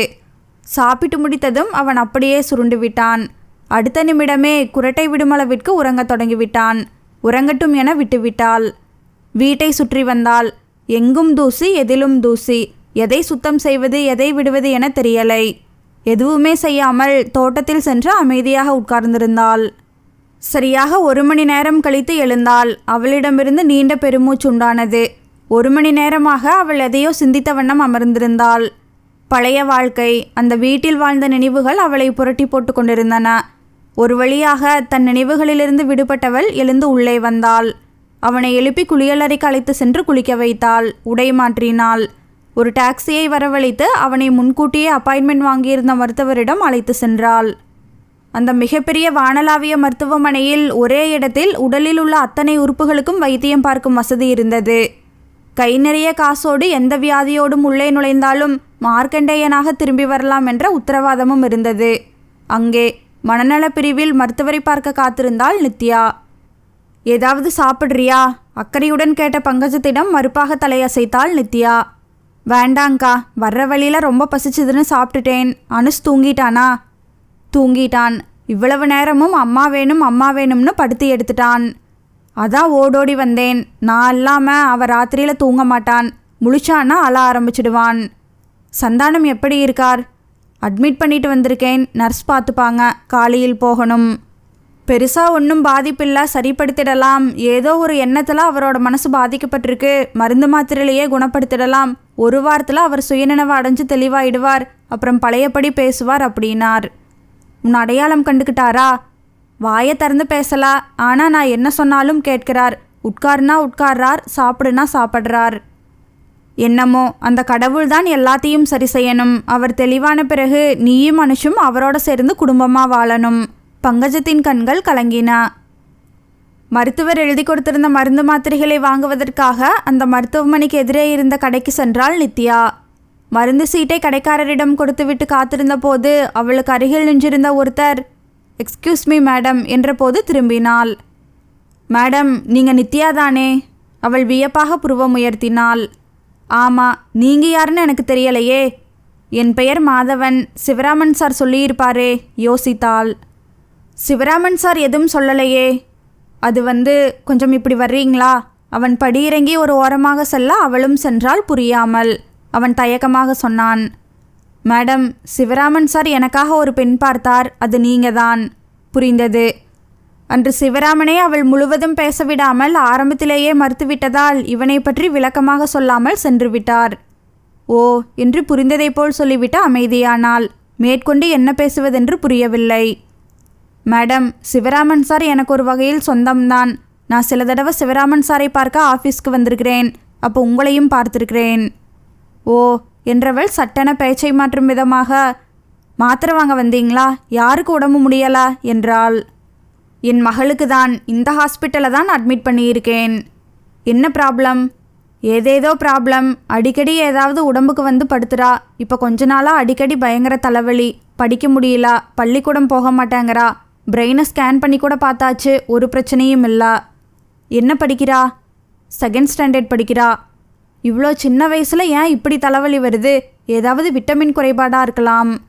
அதற்குள் கடைக்காரர் அவள் கேட்ட மருந்து மாத்திரைகளை தந்துவிட வாங்கி கொண்டு பணத்தை கொடுத்து விட்டு வந்தாள். இருவரும் நடந்தனர். நீங்கள் யார் இங்கே சேர்த்திருக்கீங்க? சட்டென இந்த கேள்விக்கு தடுமாறினாள். என்ன பதில் சொல்வதென்று தெரியவில்லை. என் சொந்தக்காரர் ஒருத்தர் அட்மிட் ஆகியிருக்கார். பார்க்க வந்தேன். அப்படியே தேவைப்பட்ட மருந்து மாத்திரையை வாங்கி கொண்டு போய் கொடுக்கலாம்னு வந்தேன். இருவரும் மருத்துவமனைக்குள் நுழைந்தனர். அவன் மேலும் துருவி துருவி எதுவும் கேட்டு விடுவானோ என்ற பயத்தில் பேச்சை மாற்ற, நான் உங்கள் பொண்ணை பார்க்கலாமா என்றாள். வாங்க என தன் மகள் தங்கியிருந்த பிரிவிற்கு லிஃப்டில் அழைத்து சென்றான். அறைக்குள் நுழைந்து படுக்கையில் சுருண்டிருந்த மகளை காட்டினான். அந்த சிறுமி ஆழ்ந்த உறக்கத்தில் இருந்தாள். அவளுடைய முகம் சோகமயமான ஒரு அழகில் அமைதியாக இருந்தது. மூடிய விழிகள் 2 தாமரை மொட்டுகளாக காட்சியளித்தது. பார்த்ததுமே யாருக்குமே 2 கைகளிலும் ஏந்தி கொஞ்ச வேண்டும் போல் இருக்கும் அழகு. கலைந்த கேசம் மின்விசிறியின் காற்றில் அலைபாய்ந்து கொண்டிருந்தது. தன்னையும் அறியாமல் அனிச்சையாக குழந்தையிடம் வந்தவள் கலைந்த கேசத்தை ஒதுக்கி மென்மையாக முத்தமிட்டாள். உட்காருங்க என்றான். உட்கார்ந்தாள். உங்க மனைவி உயிரோடு இல்ல. தெரியும். எப்படி? பிளட் கேன்சர், போயிட்டா. சாரி. இவளையாவது காப்பாற்றணுமேனு துடிக்கிறேன். சரியாயிடும், கவலைப்படாதீங்க. எல்லா வியாதிக்கும் மருத்துவம் இருக்கு. இன்னைய வியாதிகளுக்கு கடவுளை நம்பலனாலும் பரவாயில்ல, டாக்டர்களை நம்பலாம். நீங்கள் என்ன கல்யாணம் பண்ணிக்க சம்மதிப்பீங்கன்னு சிவராமன் நம்பிக்கையாக சொன்னார். ஆனால் நீங்கள் ஏன் மறுத்துட்டீங்க? திடீரென அவன் அப்படி கேட்கவும் அவள் என்ன சொல்வதென தடுமாறினாள். அவனே பேசினான். ஏதோ ஒரு விஷயம் எங்கிட்ட பிடிக்காம இருக்கலாம், ஆனால் அதுக்காக கல்யாணமே வேண்டாம்னு இருந்துடாதீங்க. நமக்காக இல்லைனாலும் நம்ம குழந்தைக்காக குடும்ப அமைப்பு அவசியம் வேணும். கண்டிப்பாக உங்களுக்கு பிடிச்சவரை நீங்கள் கல்யாணம் பண்ணிக்கிங்க. அவன் முடிக்கவும் கதவு தட்டப்படவும் சரியாக இருந்தது. கதவை திறந்து கொண்டு மருத்துவர் குழு உள்ளே வந்தது. மாதவன் எழுந்து வணக்கம் சொன்னான். டாக்டர் உறங்கும் சிறுமியை பரிசோதித்தார். அவர் பரிசோதித்த பொழுது கூட அவள் கண் திறக்கவில்லை. பரிசோதித்து முடித்ததும் மாதவனிடம் வந்தார். மிஸ்டர் மாதவன், எல்லா வியாதிக்கும் முதல் மருந்தா அன்புதான். உங்கள் குழந்தைக்கு வேண்டியது அதுதான். அவளுக்கு வர்ற இந்த தலைவலிக்கு காரணம் டென்ஷன் தான். அவள் எதிர்பார்க்கிற அன்பு அவளுக்கு கிடைக்கலை. அந்த ஏக்கம்தான் இப்படி ஒரு தலைவலியை கொடுத்துருக்கு. தாயன்பிற்கு ஏங்குறா. நீங்கள் என்னதான் அவன் மேலே அன்பை பொழிந்தாலும் ஒரு பொண்ணோட அன்புக்கு ஈடு இணை எதுவும் கிடையாது. எல்லா மனநோய்க்கும் அடிப்படை காரணம் பருவத்தில் கிடைக்காத தாயன்பு தான். ஆரம்பத்திலேயே கவனிக்கிறது நல்லது. நீங்கள் இன்னொரு கல்யாணம் பண்ணிக்கணும். அதே சமயம் மருந்தே விஷமாகிடக்கூடாது. வர்ற பெண் இதைவிட மோசமான நிலைக்கு இவள் ஆளாக்கிடக்கூடாது. கருணையும் தாயன்பும் நிறைந்த ஒரு பொண்ணை அவளுக்கு தாயாக்க பாருங்க. இல்லாட்டி உங்கள் குழந்தைய எதிர்காலத்தில் ஒரு மனநோயாளியாகத்தான் பார்க்க முடியும். சொல்லிவிட்டு மருத்துவர் சென்று விட்டார். அவர் சென்ற சில நிமிடங்கள் வரை சூழ்நிலை மிக இறுக்கமாயிருந்தது. அவன் தன் மகளையே உற்று பார்த்த வண்ணம் இருந்தான். அவள் மெல்ல எழுந்து கொண்டாள். அவனிடம் விடைபெற்று கொண்டு வெளியே வந்தாள். சந்தானத்தின் அறையை நோக்கி நடக்கத் தொடங்கினாள். ஏதோ அந்த சிறுமியின் முகம் மனதை அழுத்தியது நித்யாவுக்கு. மேடம், உங்கள் கணவர் முழுசாக குணமடைஞ்சிட்டார். தெளிவாக பேசுகிறார். நீங்கள் இன்னும் 2 நாளில் உங்கள் கணவரை வீட்டுக்கு அழைச்சிட்டு போகலாம். டாக்டர் சொன்னபோது மனதிற்குள் பெரும் திருப்தி நிறைந்தது. Thank you doctor. மருந்து மாத்திரைகளை கண்டினியூ பண்ணுங்க. இப்போ நீங்கள் உங்கள் கணவரை பார்க்கலாம். மறுபடியும் அவருக்கு நன்றி கூறிவிட்டு சந்தானம் இருக்கும் அறைக்கு சென்றாள். 3 நாட்களாக அவளால் மருத்துவமனைக்கு வர முடியலை. ஆஃபீஸில் ஆடிட்டிங் இருந்தது. அதனால் இங்கே அங்கே நிமிர முடியவில்லை. இன்றைக்கு தான் அவனை பார்க்க வர முடிந்தது. இந்த ஹாஸ்பிட்டலை பொறுத்தவரை பணத்தை கட்டிவிட்டால் போதும், எல்லாவற்றையும் அவர்களே பார்த்து கொள்வார்கள். அந்த தைரியத்தில் தான் அவளும் வரவில்லை. சந்தானம் முற்றிலும் குணமடைந்து விட்டான் என்ற செய்தி மனதிற்கு நிம்மதியை தந்தது. அவனுடைய அறைக்கதவை தள்ளி திறந்து கொண்டு உள்ளே வந்தாள். அவன் கட்டிலில் சாய்ந்தமர்ந்தபடி புத்தகம் ஒன்றை படித்து கொண்டிருந்தான். மிகவும் திகைப்பாயிருந்தது. அவனை இப்படி புத்தகம் படிக்கும் கோலத்தில் அவள் ஒரு நாளும் பார்த்ததில்லை. கதவை திறந்து கொண்டு வந்த அவளை கண்டதும் அவன் முகத்தில் மெல்லிய புன்னகை. வா நித்யா என்றான். அந்த அழைப்பில் அன்பும் கனிவும் இருந்தது. எப்படி இருக்கீங்க என்றாள். நல்லா இருக்கேன். அவனுடைய குரலில் தெளிவிருந்தது.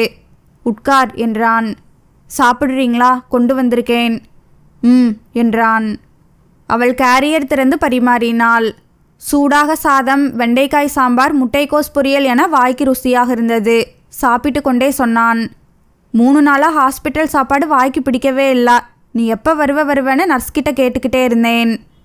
ஏதேதோ பேசிக்கொண்டே சாப்பிட்டவன் சட்டென அவளுடைய கையை பற்றி கொண்டான். நித்யா, என்னை விட்டு போயிட மாட்டியே?